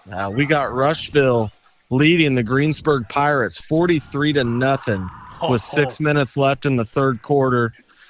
Quinn Beretta has been running the ball well. He's probably around 160 yards. Few seniors have scored a few touchdowns. It's just been a good night to be a Lion. Oh, man, it sounds like it's a great night to be a Lion. We've got 3 2011 alums on the line. This is great coming from Northern Indiana. Let me ask, though, Tanner, what's the concession stands looking like? They still got that Pizza King pizza going strong? Oh, I am at the Lion Shack. We are rolling up some ribeyes, local-made ribeyes. We got cheeseburgers. We got hot dogs, and to be honest with you, we've gone through about 65 pounds of ribeyes tonight, so we're staying busy. Say hey to Tanner, Matt. Hey, what's up, Tanner? Thanks for calling. How we doing? Working that sideline. It's colder than I thought it would be. I had to run up at halftime and get my other jacket. Welcome to Northern Indiana. Yeah, welcome to the lake effect, Matt. Yeah. Yeah. Well, I appreciate the time real quick, Tanner. Absolutely. It means a lot. Go Lions. Absolutely. Go Lions. Have a great night, fellas. Yeah, Matt said to tell Coach Sliger to run it up on him. Oh, he is. He was taking timeouts up 30. No doubt. All right, we'll talk soon, Tanner. Appreciate you. Yes. Yep, appreciate you. Have a good night. You as well. That is Tanner Hedrick, Assistant Director of Special Services at Rushville High School. We graduated all together. Wanted to get the Rushville boys back all together again, Matt. Wasn't that something special? Not bad for a Rushville boy. Yeah, you're exactly right. Now all we got to do is get our announcer, John Thompson, on the line. That'd be the trifecta right there. Well, we're getting ready for the second half. It's 14-14. Our Rushville Lions are looking good, but let's look around our area teams for WKVI. That's what our listeners care about. At halftime, the North Judson St. Pierre Blue Jays lead Pioneer 32-12. Knox leads 21-0 with 9:48 left in the first quarter. Also, the West Central Trojans take back the lead from North White 26-14 with 7 minutes to go in the game. And then the Winamac Warriors, they were in a tight one there, 3-0 at half as Caston leads. But with 8 minutes to go in the fourth quarter, Winamac takes the lead 8-3 over the Caston Comets. So that's what's going on in our area. The North Judson St. Pierre Blue Jays look like they are taking care of business. You've been keeping an eye on the Blue Jays from Central Indiana yourself, Matt. It's my favorite team. Well, it better be. They're undefeated right now, and they may be the team that takes us to the oil can. Wouldn't that be fun? Well, let me just say I can't wait to see him at state.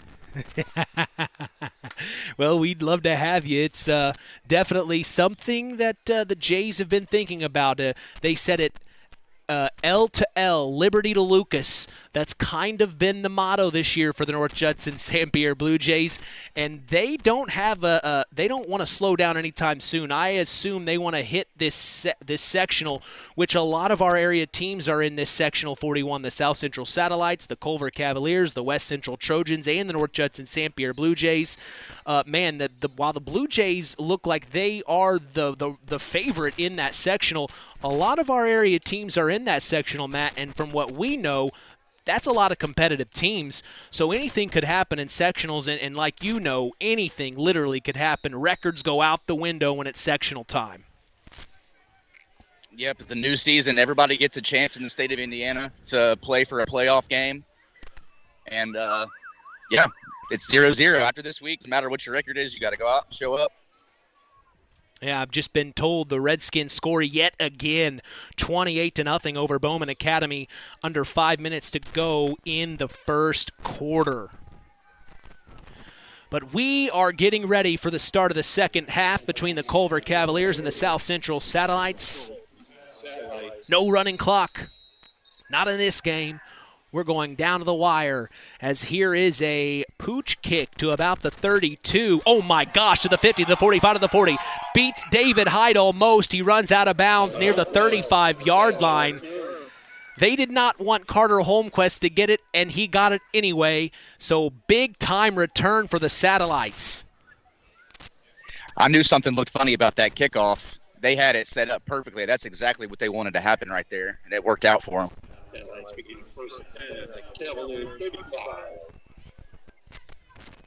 So to start this opening drive for the Satellites, they'll have it on their on the Cavs' 35-yard line, 1st and 10. It's Rylan Rondo from shotgun. Twins to the left.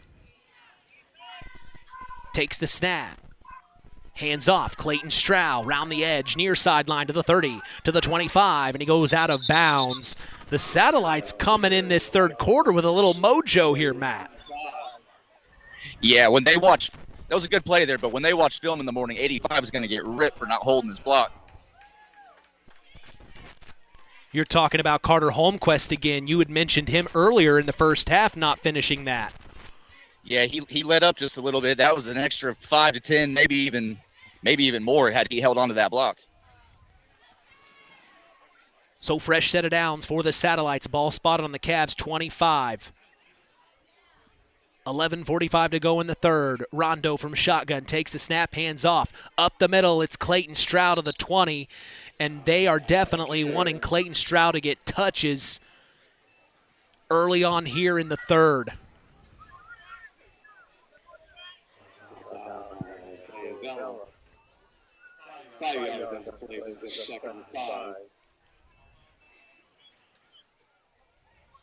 They get the call from the near sideline. 2nd and 5. Ball on the Cavs' 21. Takes the snap. Oh, wow. Hands off to Stroud, and Stroud was met by Theron Carrington, who got through the offensive line, no problem. That kid is the most enthusiastic player on the field. And it's interesting you mentioned that, Matt. He is actually deaf, and his mother is on the sidelines, and she does all the sign language so that he knows what play is called, and she does it in practice. It's really phenomenal to watch. He has to look to the near sideline to see what the play is off of sign language. And you're right. He is the most energized guy on the Cavs team. Out of the gun, it's Rondo, takes the snap, steps back, tucks and runs, gets to the 25, right at the line of scrimmage. It's going to bring up 4th down, and it started with Theron Carrington on that last play. Well, that's an interesting fun fact, Mitch. I didn't know that, and that's really awesome. That's really awesome to know. He loves football. He is that energetic in practice, Matt. He gets everybody fired up. Well, listen, I love anybody that loves football, and I like to see it. He's really out there having a good time. And he's in great shape, too. I mean, the kid is cut. He's got the six-pack. He's got the buys, the tries, the traps. I mean, this guy does it all. He has no excuses from shotgun. Rondo rolls out, fires, far sideline. His intended target was Cameron Schultz. No good.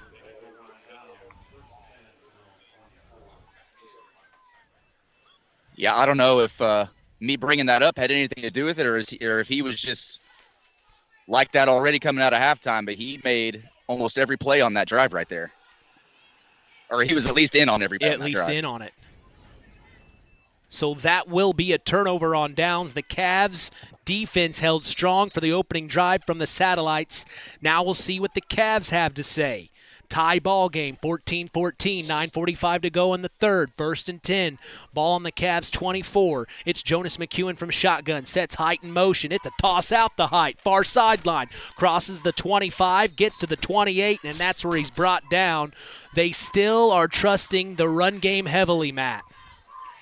Yep, I would come out with the original script, and I would run it like that until they are willing to stop it. It's going to be a dogfight.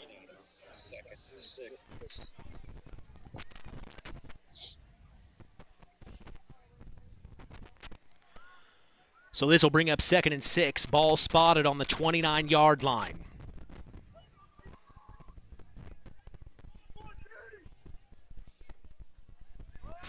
Next play.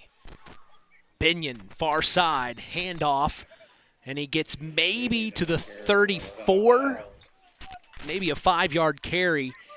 It'll bring up 3rd and maybe 2, maybe 3rd and 4 here. So, yeah, it'll be spotted at the 32-yard line. Binion on the carry. So 3rd and 4 here. The Satellites defense ending the second quarter and now starting the third are getting the Cavs into 3rd down, which is a very good sign. Jonas McEwen takes the snap, toss out the Binion. This time, this side of the field, he's wrapped up by the Satellites at the 32-yard line of the line of scrimmage. He's not going to get it. It will be 4th down. Yeah, they got to punt it right here. That was a good job on the defense with the pursuit, not letting guys get to their blocks.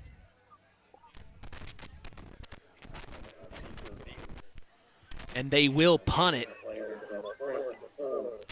And it looks like Rylan Rondo as well as Carter Holmquist are deep to return for the Satellites, set to kick. What number is that? 42, Binion. Ethan Binion, the punt, clean away, back to the Satellite. Oh, no, he touched it. No, he didn't touch it. The Cavs will touch it there at the 22. I thought Carter Holmquist may have grazed that football. He did not. He did not touch it. The Cavs do at the 22-yard line, so a deep, booming punt there to pin the Satellites deep in their own territory.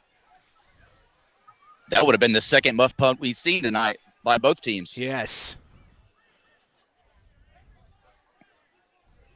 If you can't get it, just let it go away. You don't want to jump for it. Right. So it'll be 1st and 10 for the Satellites. Ball spotted on their own 24-yard line with 7:30 to go. No score in this third quarter. It's tied at 14-14.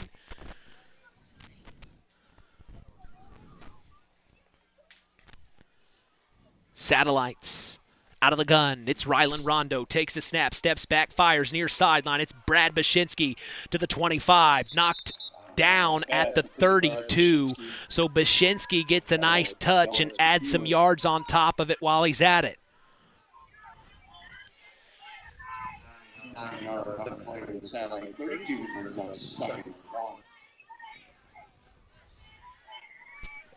On the 32, 2nd and 1. Satellites keep chugging forward. Rondo from shotgun.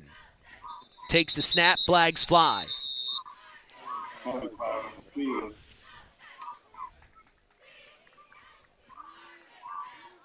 Outside against Cavaliers. 5-yard penalty. Satellite 37 and a first down. So it looks like it will be on the Cavs moving the chains for the Satellites here. What'd you see?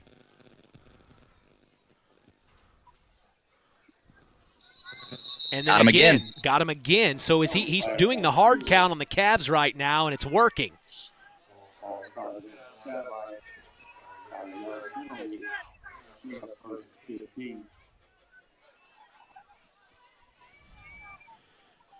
So finally settling down here off the 2 penalties. First penalty was on the Cavs. The next one was on the Satellites. So now it pushes the Satellites back 5 more yards. It's 1st and 15 on their own 33.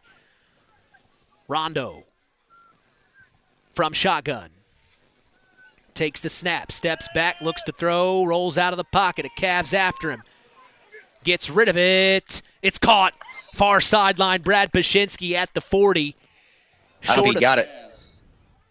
Oh, you're right.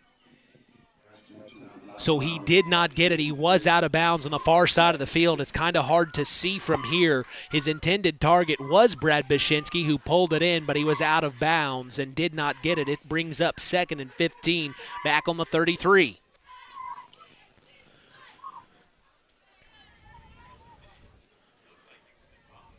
Tie ball game in this rivalry battle.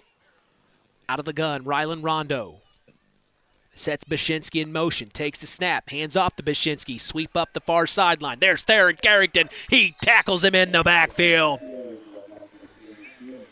And there's our Energizer Bunny, Matt. Yeah, once again, good pursuit. Way to break the block. Got to the ball carrier quick before he could get anything turned upfield. That was a great play. He just breaks through that line. And make no mistake about it, Theron Carrington, he isn't the tallest guy on that defensive line. No, but I bet he could pop a watermelon between his arms. He probably could. I mean, he's ripped. From shotgun, Rondo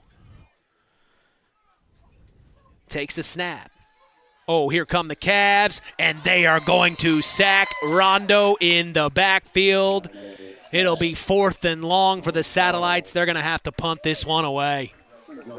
That's an inspired defense out there right now. They are ready, and they're ready for whatever they got to throw at them. I'd say head coach Faust and company had a nice halftime speech, but then on the flip side, I'd say head coach Schoaf and company had a good halftime speech for the Satellites. These two teams just show up when they face each other. We heard from Ben Anderson, the superintendent, just a few moments ago of South Central say, hey, the volleyball teams are facing each other tomorrow. Another rivalry battle between these two schools. As the ball gets away clean for the punt on the other side of the field, the Satellites will touch it after it rolls and comes to a stop at the 37-yard line. That's where the Cavs will take over 14-14. Most of this quarter has ticked off. 4:35 to go here in the third.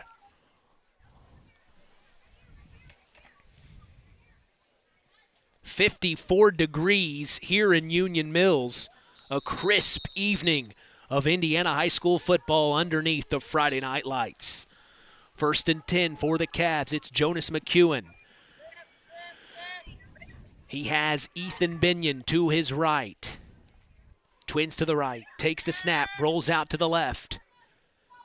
Ooh, pump fake. Throws on the second. Gets his man at the 42. And the Satellites will push him back to the 38. We'll see where they spot it for 2nd down. I thought we were going to see that rollout throwback screen there.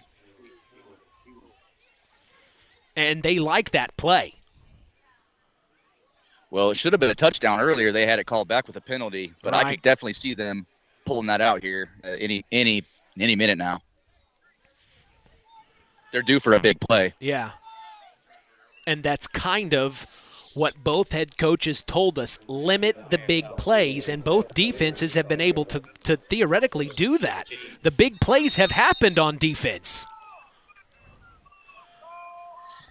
Yeah, high school football game, 14-14 going into the fourth quarter is pretty good defense.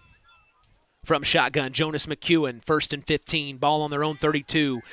It's a pitch up to David Height. Takes the sweep to the far side of the field all the way to the 40, gets maybe to the 42. Looks like he may have been knocked out of bounds. Nope, he stayed in bounds as the clock continues to roll here, under 4 minutes to go. It'll bring up 2nd and 5, so a good carry there by David Height. We talk about basketball season around the corner. We're going to see David Height on the basketball floor for the Cavs. Very, very good player. Good athlete all around. And he's showing that in this one tonight on the field. 2nd and 5. McEwen from shotgun. Takes the snap. Hands off to Binion this time. Spins out of a tackle. Gets to the 43.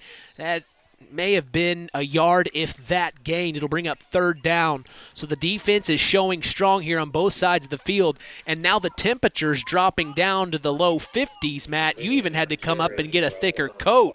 So where the first half was a little warmer, now we're getting into that chilly, moment now where it's a little colder. The ball's a little harder. You got to get used to playing in the elements when it gets cold like this. Most of the season it's been warm. Yeah, these guys aren't affected by that. Their bodies are warmed up. This is perfect for the guys on the field. Ooh, hand up far sideline. That's David Height, and he's pushed out of bounds at the 40-yard line. That's that play we keep seeing, Matt, the double handoff. This one's coming back. Oh, and a flag, back at the 45-yard line. A little taunting. So some extracurriculars going on from South Central. They'll assess the penalty on top of where the ball was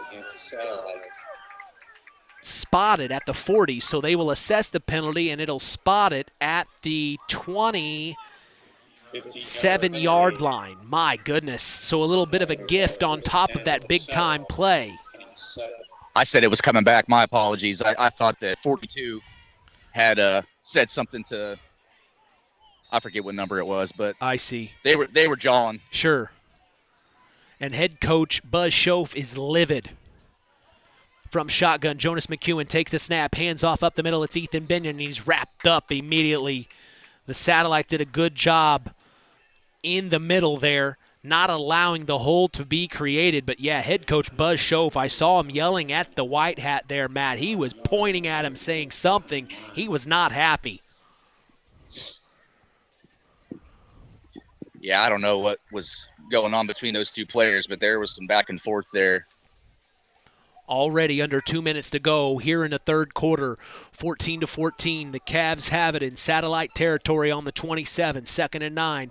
McEwen out of the gun, takes the snap, throws out. It is David Height near sideline, and crashing to him was Rylan Rondo. He's doing a good job back there in the secondary. 1 yard on that play. Last time they had him down here in the same situation, it was a pick 6. So. Yep. And that clock continues to roll. 3rd and 9 now. Ball on the Satellites 27. Jonas McEwen from shotgun. Twins to the left, takes the snap, rolls out to the left. Fires far corner, has David Height. It's caught, but it's incomplete. Out of bounds. That's a tough throw for anybody to make, especially a right-handed quarterback running left. That's a tough throw. He's really accurate with it. It just was a little too far. Yeah, he's got to twist his upper torso back to launch with his right hand since he's rolling out to the left. If he had just thrown it maybe 2 steps sooner, that could have been in bounds. So 4th down, the Cavs are going for it as they're in 4th down territory. Out of the gun, it's McEwen, takes the snap, rolls to the near sideline, fires down the middle, and it's incomplete. He had David Height, but he overthrew him, so it will be a turnover on downs for the Satellites. Story of the third quarter here, Matt, is defense for both teams. Battle of field position right now so far. Yeah, definitely. It's spotted on the 27. That's where the Satellites will have it. The final 51.3 seconds to go here in the third. Tie ball game in this rivalry battle. We haven't had a game quite this exciting since week 1. Think about that. Knox versus North Judson St. Pierre. We've been waiting on a game like this, baby. Out of the gun, it's Rondo. Takes the snap, hands off. Stroud runs into his own man, and then he's tackled by the Cavs. Guess who? Theron Carrington.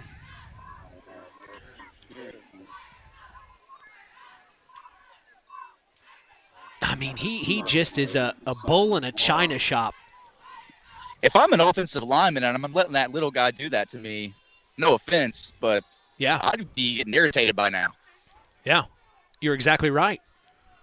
2nd and 12, under 20 seconds to go in the third. Takes the snap out of the gun. Moves up into the pocket, fires, has his man. That is Brad Bashinsky. He crosses the 35, breaks a tackle to the 40, still on his feet to the 42, and that's where he's finally brought down by a couple of Cavs, Caleb McEwen as well as Braylon Jackson being the 2 tacklers on the play. As that will... Pretty good Oh, yeah, very good read there. My apologies. As that will be the end of the third quarter, 14-14. We've got a barn burner here at the launch pad in Union Mills. Don't go anywhere. Fourth quarter action on the way. It takes smart planning by a skilled expert to get you just the right heating, cooling, and energy-efficient system for your home. McGrath Refrigeration can install an affordable Armstrong air system that will cut your energy costs while enhancing your comfort. You'll see the difference in your first energy bill. McGrath Refrigeration, voted Stark County's favorite heating and air conditioning dealer, is your local Armstrong Air dealer. Call today, 574-772-3575. McGrath Refrigeration, where the temperature is always just right. This is Buzz Schoaf, head coach of the South Central Satellites. Stay tuned for more satellite football on Kankakee Valley Broadcasting's WKVI. When you grow up on the land, you have an appreciation for it. When you grow up and work on a family farm, on land that is shared by members of a family, all working together as a team, that appreciation grows even more. They know what it's like to work as a team to get the job done. At Lawrence Farms of Knox, Todd and Josh Lawrence and family support the local high school teams and wish them success all through the season. Back at the launch pad, Mitch Columbia along with sideline reporter Matt Ketchum. We go to the fourth quarter. 14-14. This rivalry battle never lets us down as the South Central Satellites have the ball going against the Culver Cavaliers on KVB's WKVI. We are back in action. It's Rondo out of the gun, handing off to Clayton Stroud. Bulldozes his way forward all the way to the 49-yard line. And now the Satellites relying on the run.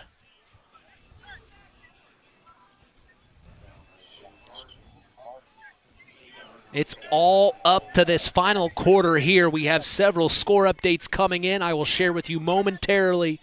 But right now, we have got a barn burner, and all our attention is on this. Rondo from shotgun.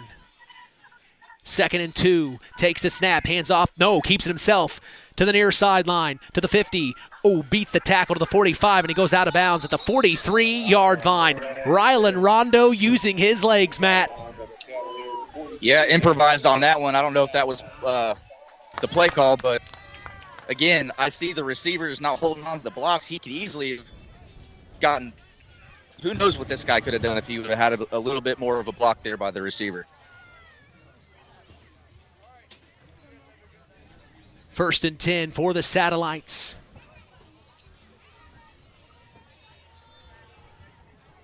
On the Cavs, Of course, 40. I'm coming from an offense where the receivers had to block a lot. Right, so maybe right. I'm just being critical. Yeah.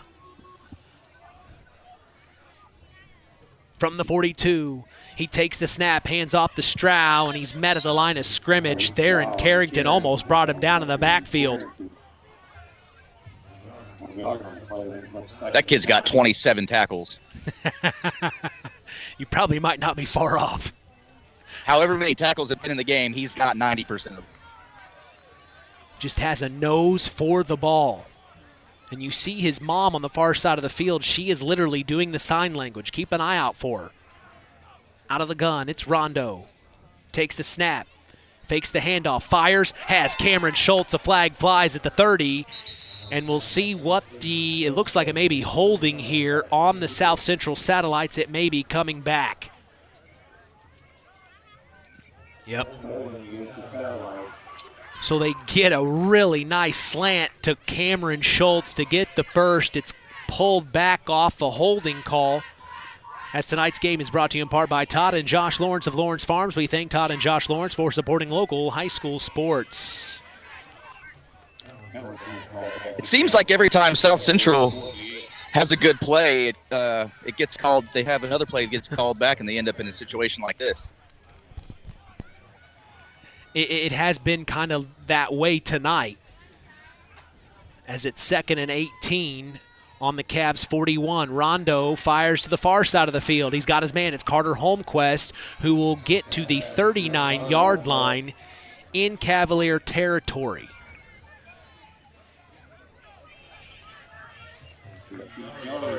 Had a double team on Theron there. So they're picking up on Theron, saying we got to stop this guy from getting to us.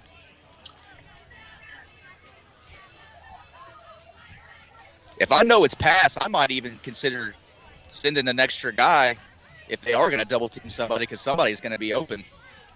You're exactly right. Let's see what they do on this next play here. 3rd and 7. They need 7 to make it happen here. Keep this thing rolling. Out of the gun, Rondo takes a snap, fires near sideline. It's Brad Bashinsky, breaks the first tackle, jukes the second, gets all the way to the 31. It is so close to a first down. We'll see what they give them. It is a first down for the Satellites. A huge play there. Spins out of a tackle from Caleb McEwen, jukes the next Cav coming his way, and he gets the first down. Yeah, they got their penalty yardage back there with a chance at a new set of downs. This is huge.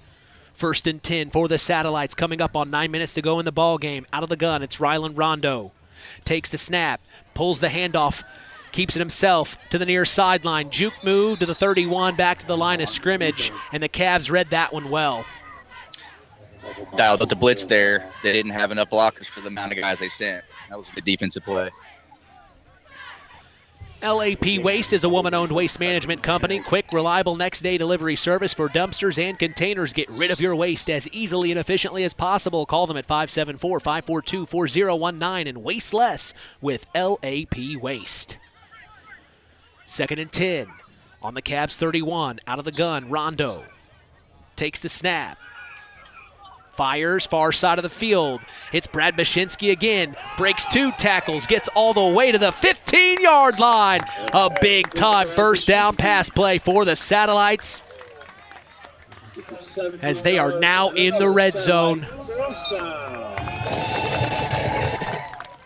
Buzz like that. They do. And it's something that the Satellite Nation is cheering and so happy about.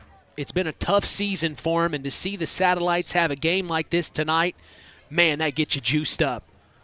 1st and 10. Well. Takes the snap. Hands off to Stroud.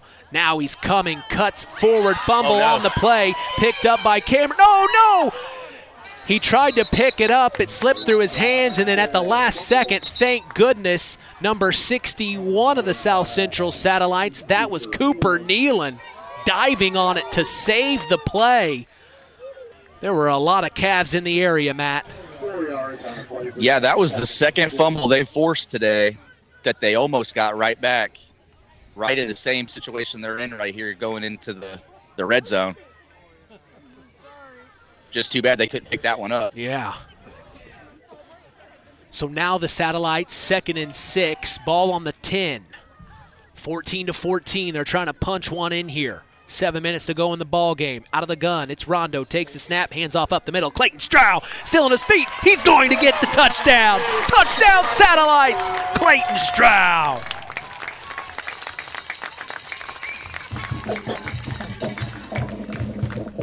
Nothing fancy on that play there, Matt, just right up the gut with the senior. Good old-fashioned hard-nosed football. The Satellites will take a 6-point lead. It's 20-14 now. Still plenty of time, more than enough time for the Cavs, as the Satellites will go for 2 here. From shotgun, it's Rylan Rondo. He's going to take the snap, steps back, looks to throw, cuts up, breaks a tackle, fires. It's caught by Carter Holmquist. It's caught. 2-point conversion is good.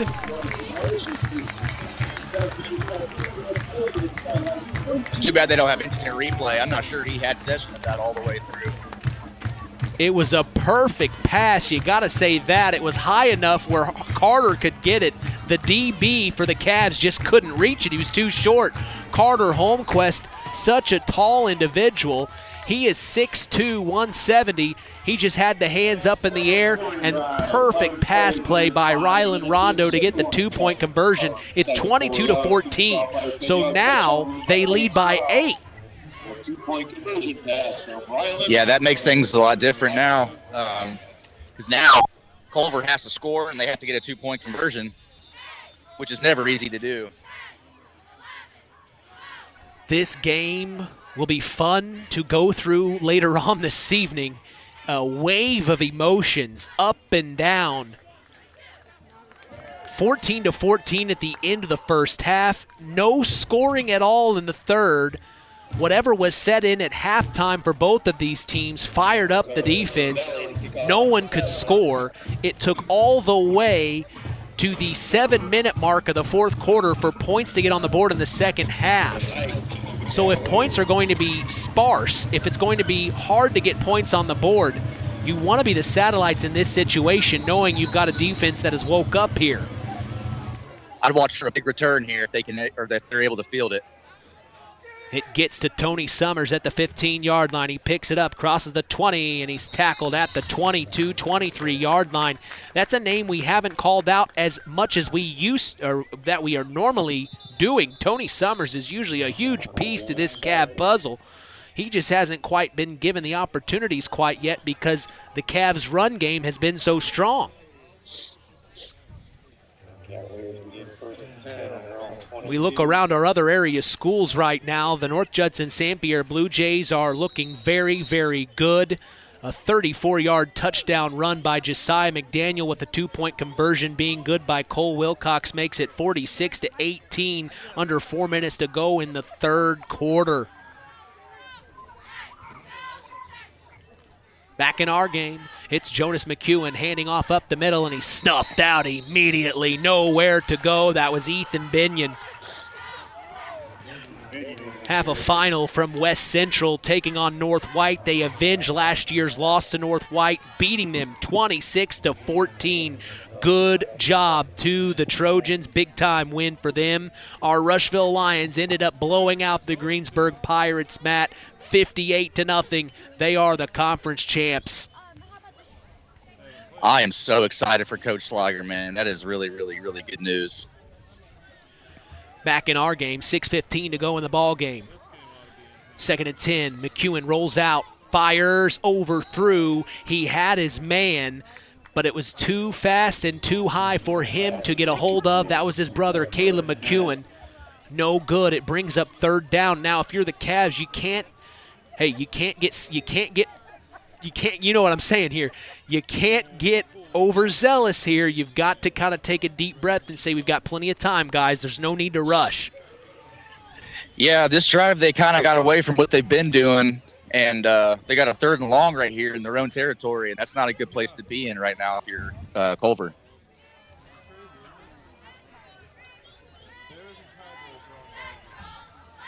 Next play.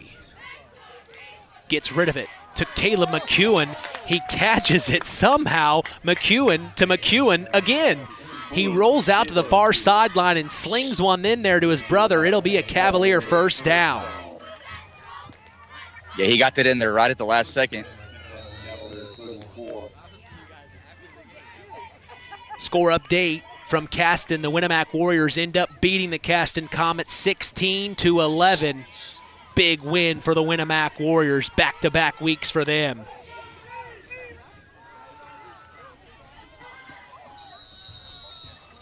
And now I think the Cavs are going to have a timeout here to talk things over. With 5:38 to go in the ball game.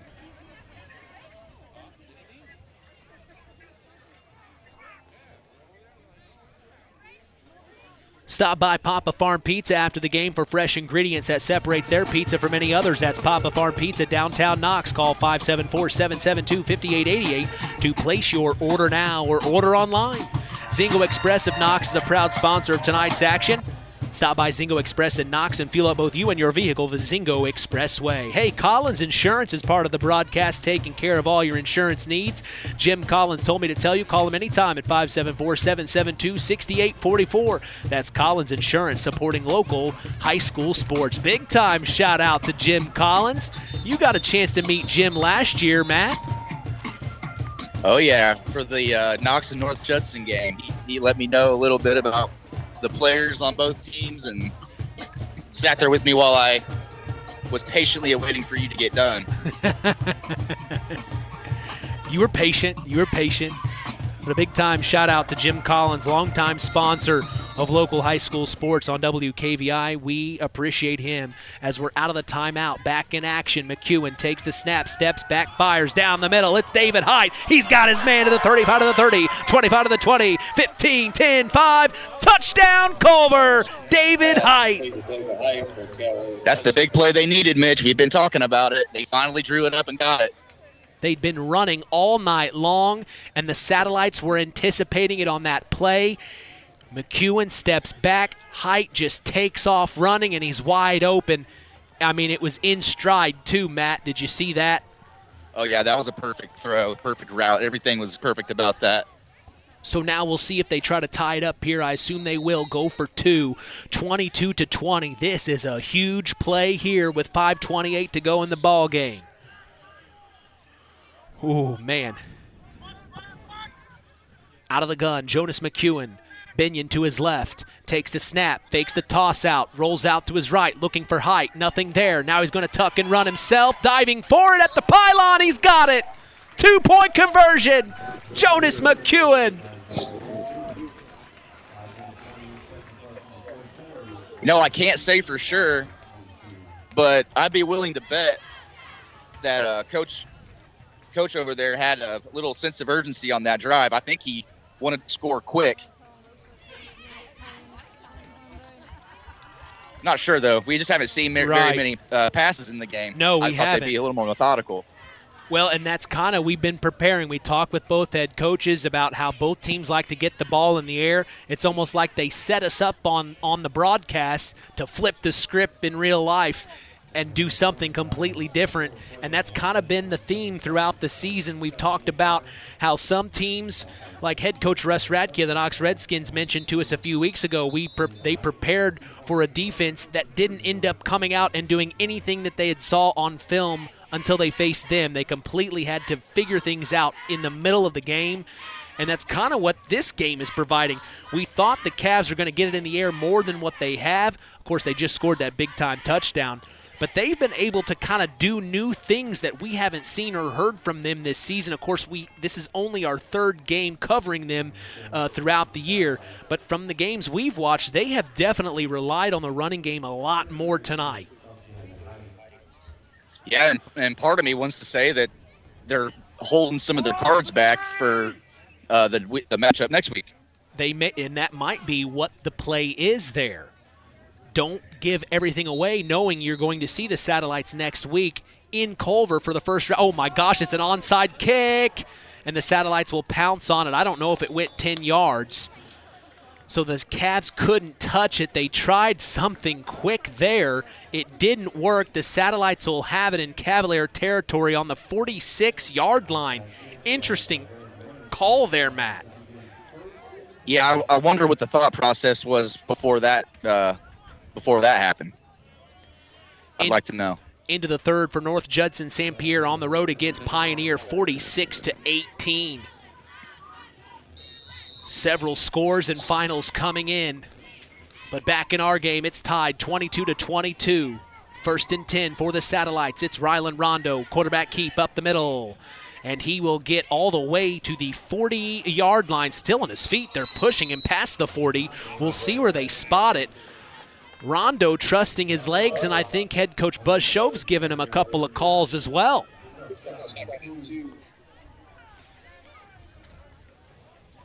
And just as I say that score update, it's a 7-yard touchdown run by Cole Wilcox. The 2-point conversion is no good, but the Blue Jays lead 52-18 with 11:52 to go in the ball game. Back in our game, 2nd and 2. Out of the gun, Rylan Rondo takes the snap, fakes the handoff, keeps it himself, far sideline, crosses the 40, gets to the 36, trying to get the first down. Clayton Strauss says he does. It'll bring up 3rd and short. I think they know who their guy is in the fourth quarter. That guy's really showing Rondo. Trust Rylan Rondo, the athlete. He's making plays. We saw glimpses of it quite a bit last week in Winamac. Hall of Fame coach of Winamac's Tim Roth, who was on the call with us last week, had nothing but high praise for Rylan Rondo. That speaks volumes coming from a guy like Tim Roth. Out of the gun, 3rd and 1, takes the snap, hands off to Stroud to get the first. He'll spit out of it and get it all the way to the 34-yard line. Good job, good call all around. And that clock is rolling with 4:30 to go here in the ball game. The Satellites are trying to put points on the board late.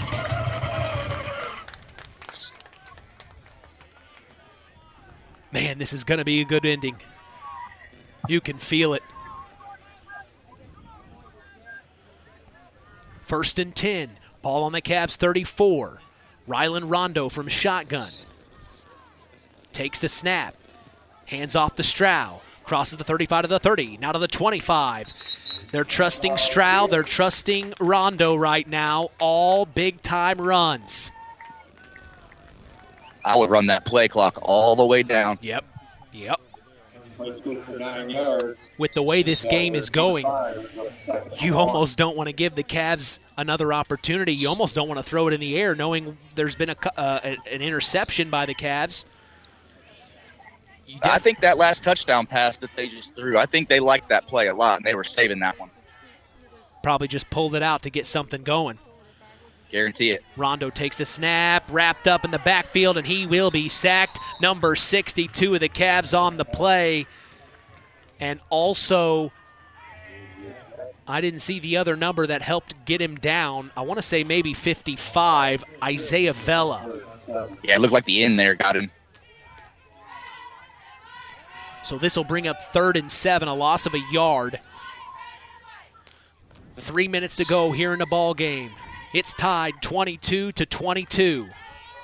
From shotgun, Rylan Rondo takes the snap, hands off to Stroud. Here he comes, breaks the tackle, crosses the 30 to the 25, to the 20, to the 15, to the 10, to the 5. Touchdown, Satellites! Clayton Stroud on senior night, baby!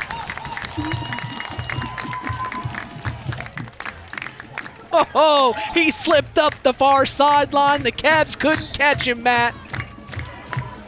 Hey, you weren't kidding. This is a really exciting game. I've been waiting 8 weeks for this one. Well, I see why you called me now. Well, we thank the Stark County Co-op, your local agricultural cooperative that offers an array of service and support, including grain, agronomy, seed, fuel, and LP petroleum. Call 574-867-2411 to contact the Stark County Co-op. We'll see if the Satellites go for 2 here. It looks like they are. It's Rylan Rondo from shotgun. Stroud to his left. Takes the snap. Hands off to Stroud, trusting him. Cuts up, gets the 2-point conversion! Oh, man! 30-22, the Satellites lead with 2:40 to go in the ball game.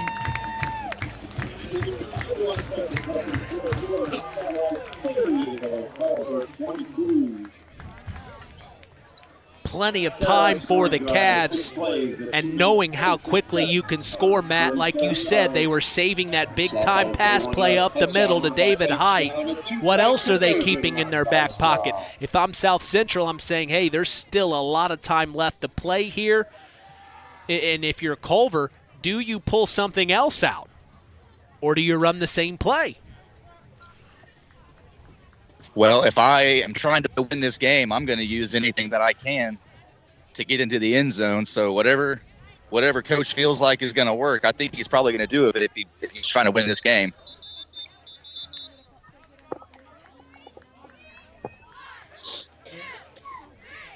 I say go for it. I say run it on the first play. Yeah. Go for something big on the first play. Set the tone. Let them know. Knox Redskins are running away with it over Bowman Academy at halftime, 61-0. Like we also said a moment ago, the North Judson St. Pierre Blue Jays lead Pioneer 52-18. Also, the Winamac Warriors beat Caston 16-11, and the West Central Trojans beat North White 26-14. 30-22 back in our game. A deep booming kick back to Ethan Binion. He dropped it, picks it back up at the 24, still on his feet, and tackled at the 27. I have a feeling we are going to see a few amazing moments here in the last 2:30. Jacob Salters. First 10-27. We're going to see what happens, though. 1st and 10. Ball on the Cavs 27. Here they come. Jonas McEwen, the junior quarterback, has been the starting quarterback since last year in his sophomore season. Out of the gun. Takes the snap, fakes the handoff. It's the double handoff. David Height, sweep up the far side and coming in out of nowhere. Big time tackle by the Satellites. That's number 32. Guess who? Rylan Rondo. That kid is everywhere tonight. He's playing with a lot of passion. A lot of two-way players in our area. That's just kind of how you have to play football. It looks like an injured Cav is not able to get up under his own power on the far sideline. They are tending to him. We sure hope it's nothing serious. As today's broadcast is brought to you in part by 5 Star, we thank them for supporting local high school sports and remind you to shop local. That's 5 Star. It's in the Knox Mall. Osborne Advantage Real Estate is a proud sponsor of local high school sports and would love the opportunity to make you feel right at home in Stark County. Call them today at 574-896-2567. Sideline Automotive is a hometown proud auto care shop, recently voted Stark County's best for tires and oil changes. Call Joe today at 574-249-5537.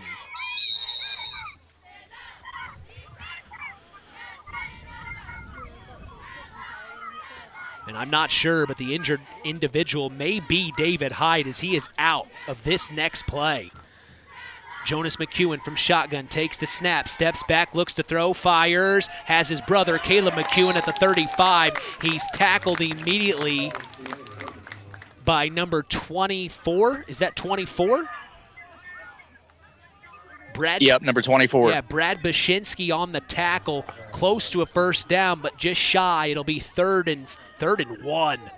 Ball on the Cavs 35. They take the snap. Hurry up offense. Hand off to Ethan Binion. He's tackled at the line of scrimmage. I don't know if he got it. They're saying no. It will be 4th down, and now the officials are giving another timeout for the Cavs. So they call another timeout. They burned the second of 3 as it's now 4th and 1. What a stop for the Satellites there. Yeah, that's a big play, Mitch. 4th and 1 here. Probably going to run the ball. let's see if the defense is ready to stop them.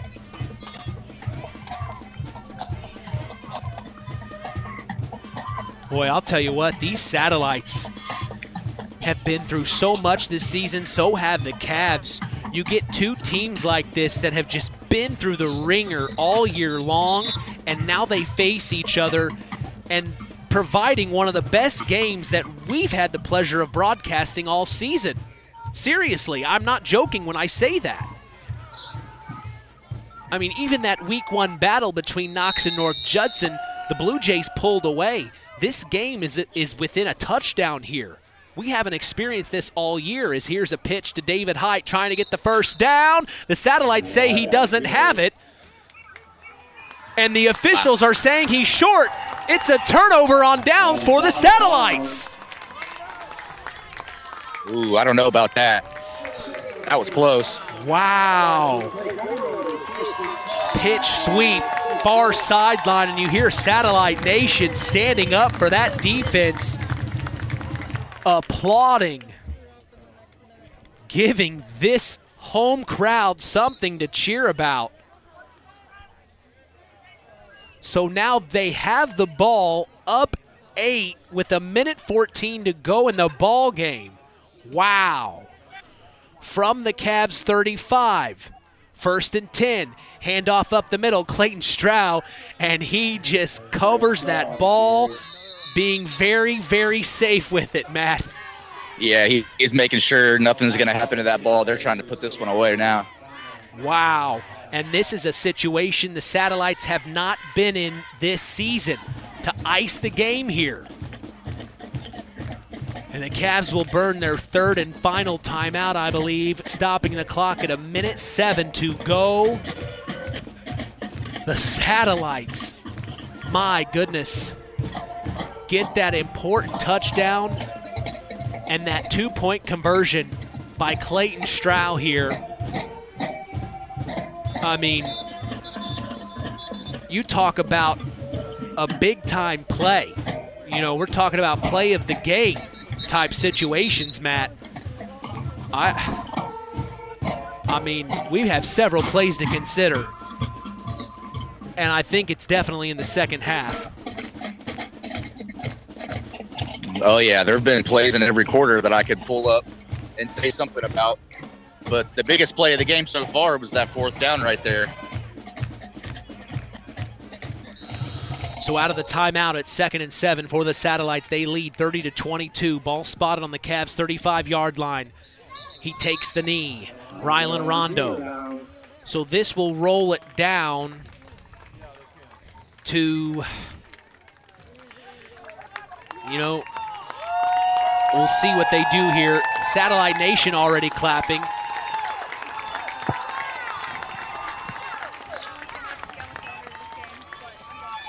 There's still time. It's 3rd and 7. They kneel this next play. It'll be 4th down, and then that will be the end of the ball game. Rondo will take the snap. He will knee it, and that will be the end of another historic rivalry matchup on Kankakee Valley Broadcasting's WKVI.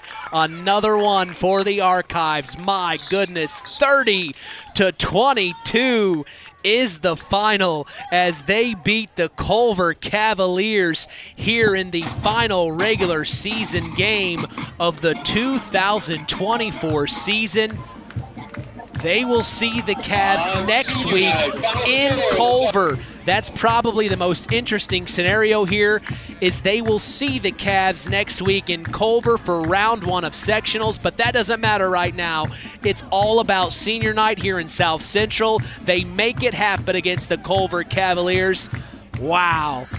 We are going to break this game down in the Collins Insurance post-game show. We will have our Stark County Co-op play of the game. Also, our Ashley Derrickson 5-star player of the game. That's all coming up next in the Collins Insurance post-game show. Don't go anywhere. You're listening to Kankakee Valley Broadcasting's WKVI. Howard's Marathon in Winamac has a reputation built on getting things done right. With 30 years' experience as an ASE Master Auto Technician, Dean Wentz is the right choice for the auto repairs or service. From auto computer diagnostic checks to new batteries and tires, they can take care of it all. Howard's Marathon is a proud supporter of area high school sports and wishes all teams a great season. Howard's Marathon, 121 South Monticello Street in Winamac. Call 574-946-6894. The key to high-yielding crops is accurate and dependable soil testing. This is Andy Awald of Farm Fertilizers and Seeds. Having the right information to make the most profitable fertility decisions is what Image Services from Farm Fertilizers and Seeds is all about. We combine cutting-edge technology and computerized record-keeping with a common-sense approach to soil sampling and fertilizer recommendations. Whether it be by management zone for field-level applications or grid-based for variable rate applications, count on Image Services by Farm Fertilizers and Seeds for your soil service needs this fall. Real magic is everywhere. It's in your mom's cooking, in 4-hour dinners with friends, in that first bite of something new, and in the fizz of a Coca-Cola. Now with so many options for less than $5, the Coca-Cola Value Collection will help you make the most out of every magic moment for so much less. Taste the magic for less with Coca-Cola. The Stark County Co-op has been a member-owned farm services co-op in Stark County since 1928. That's over 90 years, and they're still providing the same quality agronomy services to the farming community of Stark and surrounding counties. The Stark County Co-op is an LP and fuel provider. The Stark County Co-op purchases grain at both locations, Hamlet and Brems. You can reach them by phone at 1-800-782-3392, the Stark County Co-op. Welcome to the Collins Insurance Agency's post-game show. Let's get back to Mitch Columbi and Chris McGowan. 30-22 is the final as the South Central Satellites beat the Culver Cavaliers. My gosh, fireworks here at the launch pad. What a game. Another one for the archives. Let's check in with our sideline reporter, special guest, Matt Ketchum. Man, you saw a good one here in Week 9, Matt. Oh, yeah, man. It was good to get so close to the game. I haven't been to a game in a long time. And to be close the way I am and for them to put out the performance that they did, both teams really should be happy about the way they played. It was a hard-fought game. It came down literally to the last drive. And that's all you could ask for as a coach from your players. Well, a big-time win for the Satellites. They will go to 2-7 now. The Cavs will go to 1-8. And Matt, another someone special to us I wanted to get on the air. We've actually never had this individual on the air. It was really an honor to have an opportunity to talk with him. He is our in-game announcer. It's John Thompson. I've got him on the line. John, how you doing, buddy? Good evening, gentlemen. I'm doing great. How are you guys? We are having a good time, man. I know you've been listening to the game, and you've been listening over the last few years.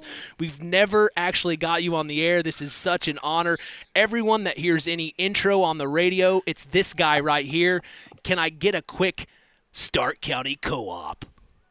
Stark County Co-op. There he is, folks. It's John Thompson, a Rushville alum as well. John, our Lions got the big win tonight over the Greensburg Pirates, 58-0. The Lions become conference champions. We had Tanner Hedrick on the line. We've got Matt Ketchum here. It's a party for 2011. The Rushville Lions alum here. What do you think about the Lions picking up that win? That's a pretty big difference there. Yeah, 58 points over Greensburg. I'll take it. That's a big win. Matt, how was the game? Oh, dude, it was a lot of fun. I'm glad he asked me to do it. I was maybe nervous about it for like a few minutes, like the first day that he asked me, but as it got closer, like it just came natural to me. So I'm having a good time out here. It's freezing, but so wait, so you're meaning to tell me all this time you've not been at the games? What did he say? I'm having a hard time hearing him. What did he say? He said, you mean to tell me you haven't been at all these games? Am I just now finding that out? He said, "Are you just now?" I feel betrayed and lied to. He said he feels betrayed and lied to because he thought he thought because you were on every broadcast you were here with me. I wish that would have been spectacular. Well, John, that is just some crap. Well, John, I wanted to also mention, you kind of had a crazy week last week with the hurricane coming through. Of course, you're just south of Tampa. That's where Hurricane Milton came through and wreaked havoc. How are things down in Florida, my man? Things are getting better. It was quite the hurricane. This was one of the worst ones that we've had in close to. I mean, it's been a long time. I don't know the exact date, but a lot of cleanup. Things are getting better here. Stores are finally opening back up. Gas is available now, so getting back to the regular lifestyle down here. Well, I think I speak for a lot of our listeners, John. We sure do appreciate hearing your golden voice each sports broadcast. It really brings another level. It kind of the upper echelon when we're talking about professional broadcasting. It sure does mean a lot to have you on the air finally here tonight in this one. Well, I'm very happy to be a part of the best radio broadcast in the state of Indiana. So it's been a pleasure, and will continue to be. All right, John, I appreciate your time. You enjoy the rest of your evening. You guys too. Thanks, Matt, and let the tradition continue. Amen. Amen. That is John Thompson, our in-game announcer. Never heard from him here live in the Collins Insurance post-game show. Man, we've got some things we got to break down here. Big-time win for the South Central Satellites, 30-22. Man, that was real quick to go back. That was a great moment. We had 4 2011 Rushville Lion graduates on the air tonight. Matt Ketchum down on the sidelines stepped in for Chris McGowan. A lot of people were probably like, where is Chris? Where is Chris? He needed the night off. We gave that to him, no problem. When you got a guy like Chris McGowan, you kind of let him do what he needs to do. So we called some backups. We got Matt Ketchum here. Never did a broadcast in his life and steps out onto the field and does a fantastic job. We called Tanner Hedrick, who we graduated high school with. He lets us know our Rushville Lions come up with a big-time win, and then we just talked to our in-game announcer, John Thompson. The Rushville boys are taking care of you as the South Central Satellites beat the Culver Cavaliers 30-22. The West Central Trojans beat North White 26-14. We talked about this earlier. That was a revenge game, I should say. Last year, we were there for that one. Conference championship was on the line last year where North White won and the conference. I don't think that was up for grabs tonight, but respect was gained back for West Central as they now go 6-3 on the regular season. North White will go 4-5 as the Trojans beat them 26-14 on the road. And then the Winamac Warriors even things up on their regular season 4-4. They beat Caston on the road 16-11. That'll be a fun game to break down with head coach Josh Burgess tomorrow morning on the Saturday Sports Line. 3-0 at the end of the first half is what we were told. Caston led, so we will definitely want to hear what head coach Josh Burgess has to say. You may be wondering why the Warriors ended up at 4-4. Week 2, they weren't able to get their game in against Frontier, and they weren't able to reschedule it, so they just didn't get a Week 2 game in. That's why their regular season comes to an end at 4-4. And then the last update we had for the Knox Redskins, I mean, they're running away with it over the over Bowman Academy. 61-0 was the last score update I had.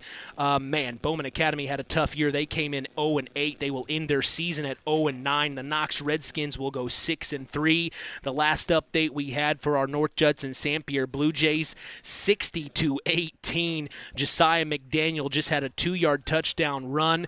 The 2-point conversion was good by Brock Benson, and the final just came in from Chris Madsen. Shout out to him from the pit at Royal Center.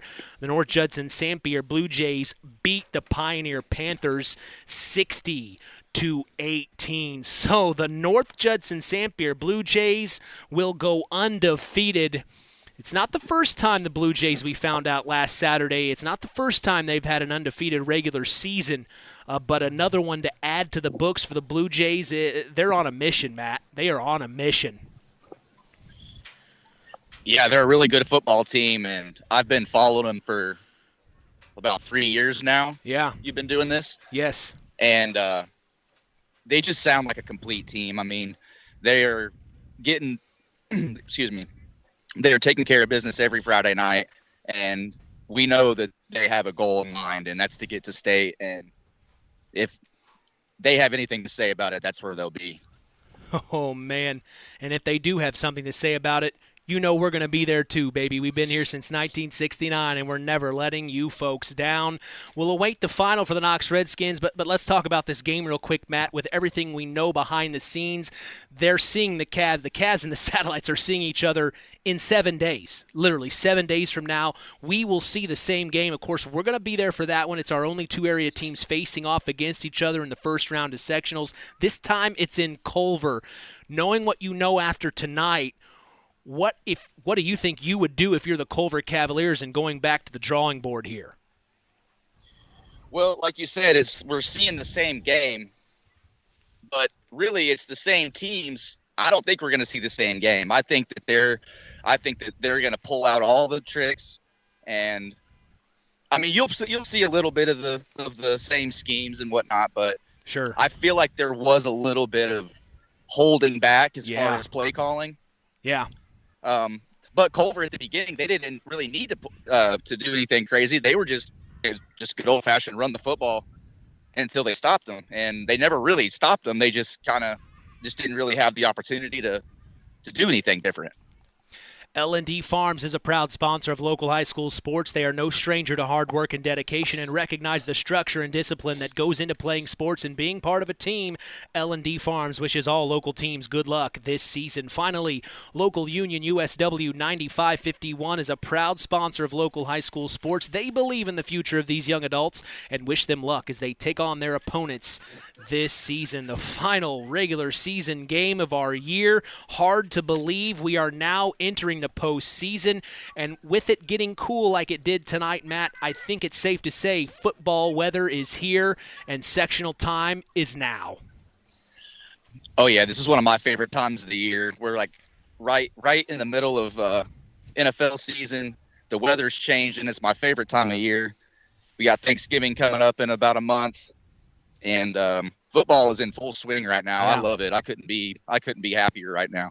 Well, our final on this one, 30-22, the South Central Satellites beat their rival here in Week 9, the Culver Cavaliers. We're going to take a break and come back. We will have our Stark County Co-op play of the game. It's up next. You're listening to the Collins Insurance postgame show on KVB's WKVI. It's hard to believe, but time sure does fly by. Collins Insurance Agency in downtown Knox are celebrating over 30 years of taking care of all of your insurance needs in our communities. If I could turn back time. And we're not going anywhere.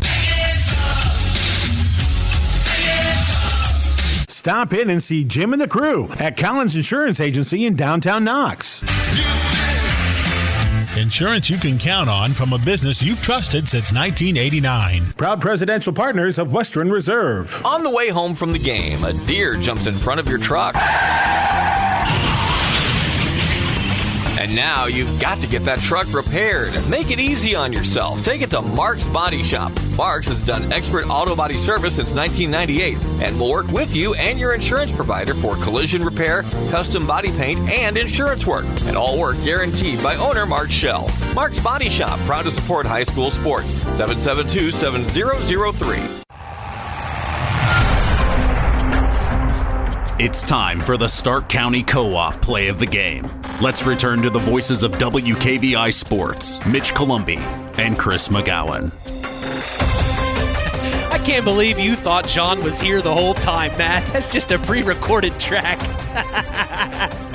As it is our Stark County Co-op play of the game. Shout out to John Thompson. He does it so well, you think he's sitting right next to him. But Matt, what do you think our Stark County Co-op play of the game is?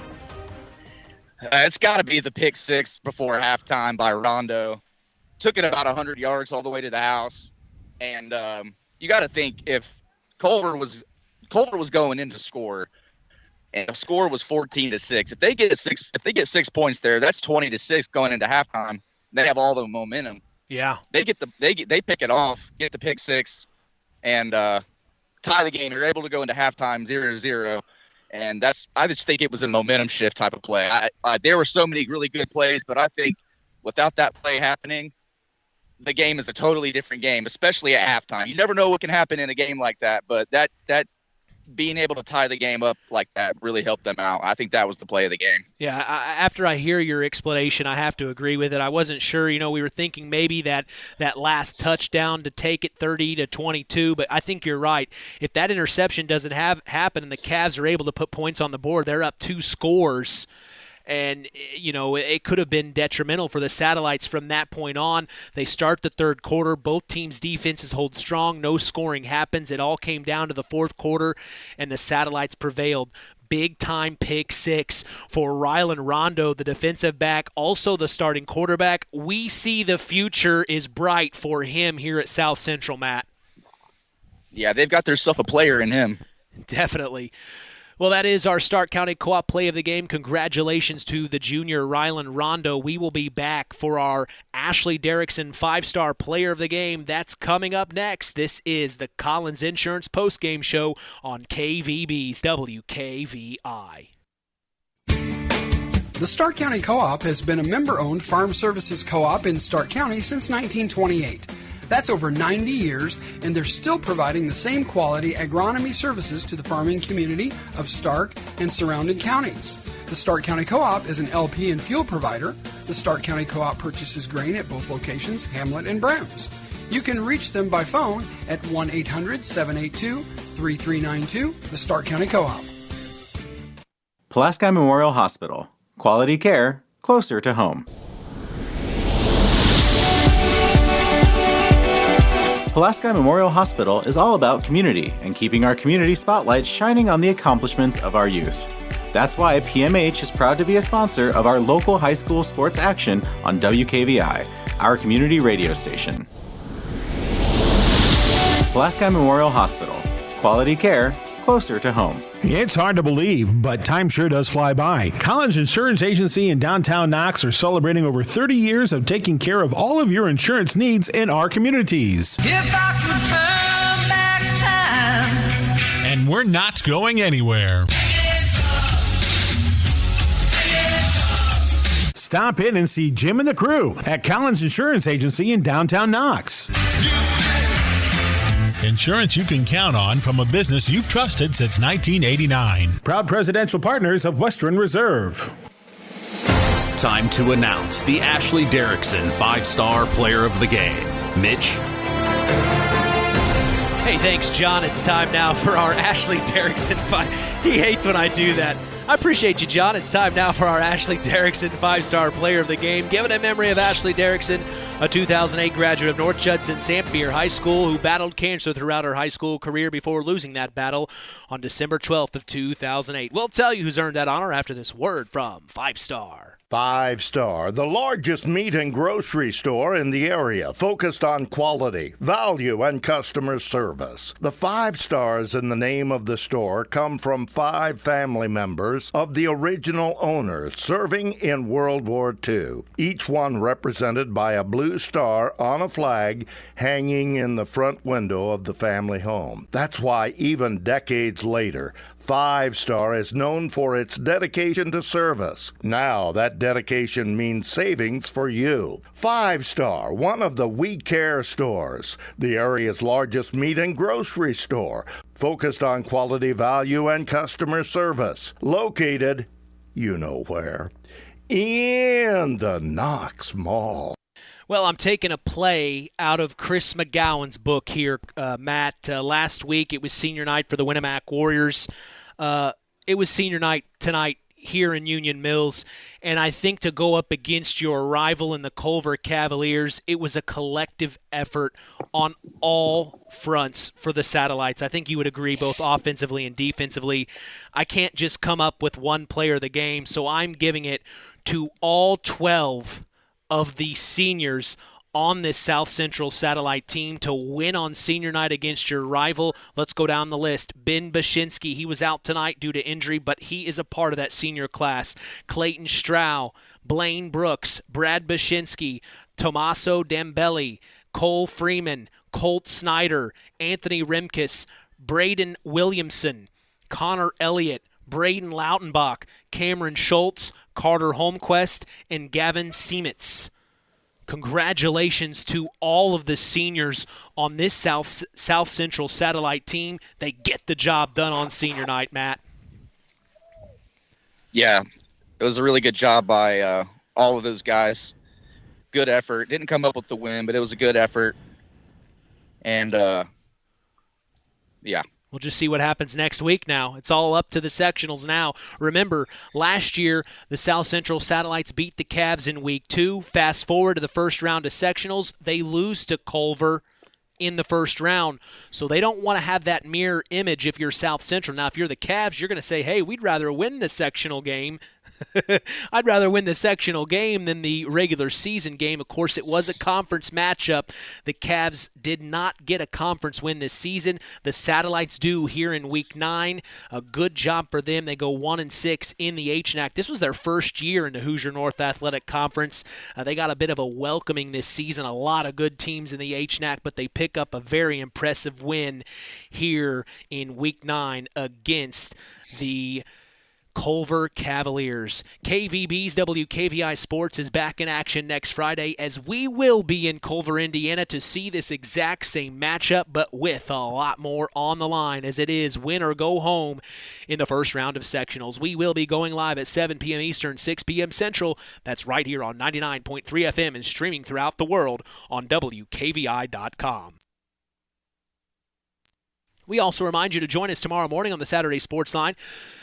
That's the longest-running high school sports show in Indiana, thanks to our very own Harold Welter. We always have several of our area high school coaches on hand as we go live at 9 a.m. Eastern, 8 a.m. Central on 99.3 FM and online at WKVI.com. If you ever miss the Saturday Sports Line, don't worry. We remind you of the Saturday Sports Line replay every Sunday at 7 p.m. Eastern, 6 p.m. Central. Hey, follow us on social media. We are on Instagram at WKVI Sports, on X at KVB Sports, and on Facebook at Sports to the Max for all Kankakee Valley Broadcasting sports content. Final word from you tonight, Matt Ketchum. Well, I just want to give a big shout out to Chris McGowan. I've really enjoyed listening to you guys over the few years you've been here, and to be able to step in, for you to trust me to be able to step in and fill some big shoes means a lot to me. We'll have to review the film on the car ride home, see how we did. But I feel like I did a pretty good job. I never got nervous, which was something I thought was definitely going to happen. I had a lot of fun. It was really fun. I had actually never seen or really heard of either of these schools in any sport other than when you call them. So to see them was refreshing to me, and they gave us a really good game. And yeah, just shout out to Chris. Thanks for being you. And I hope I see you soon, bud. Well, we appreciate you, Matt, as our final tonight from the launch pad. 30-22, the South Central Satellites beat their rival, the Culver Cavaliers. From all of us here at KVB, we thank you for listening to Indiana High School football. For our sports analyst, Matt Ketchum, our in-game announcer, John Thompson, I am Mitch Columbi. The tradition continues. We are Kankakee Valley Broadcasting's WKVI. Thank you for listening to Indiana High School football on Kankakee Valley Broadcasting's WKVI. Sponsored in part by Coca-Cola, Culver's Portside Marina, L&D Farms, Farm Fertilizers, First Farmers Bank and Trust, Lawrence Farms, Mark's Body Shop in Knox, Zingo Express, Pulaski Memorial Hospital, Stark County Co-op, The Auto Park with locations in LaPorte, Plymouth, and Bremen, USW Local 9551, Collins Insurance, McGrath Refrigeration, Web Printing, and JT's Shirt Shack, Kankakee Valley REMC, Osborne Advantage Real Estate, Keener Construction,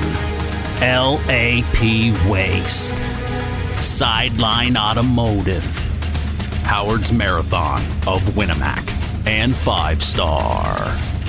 We'd like to thank our sponsors for their dedication in supporting local high school sports and helping continue the tradition on Kankakee Valley Broadcasting's WKVI. Touchdown!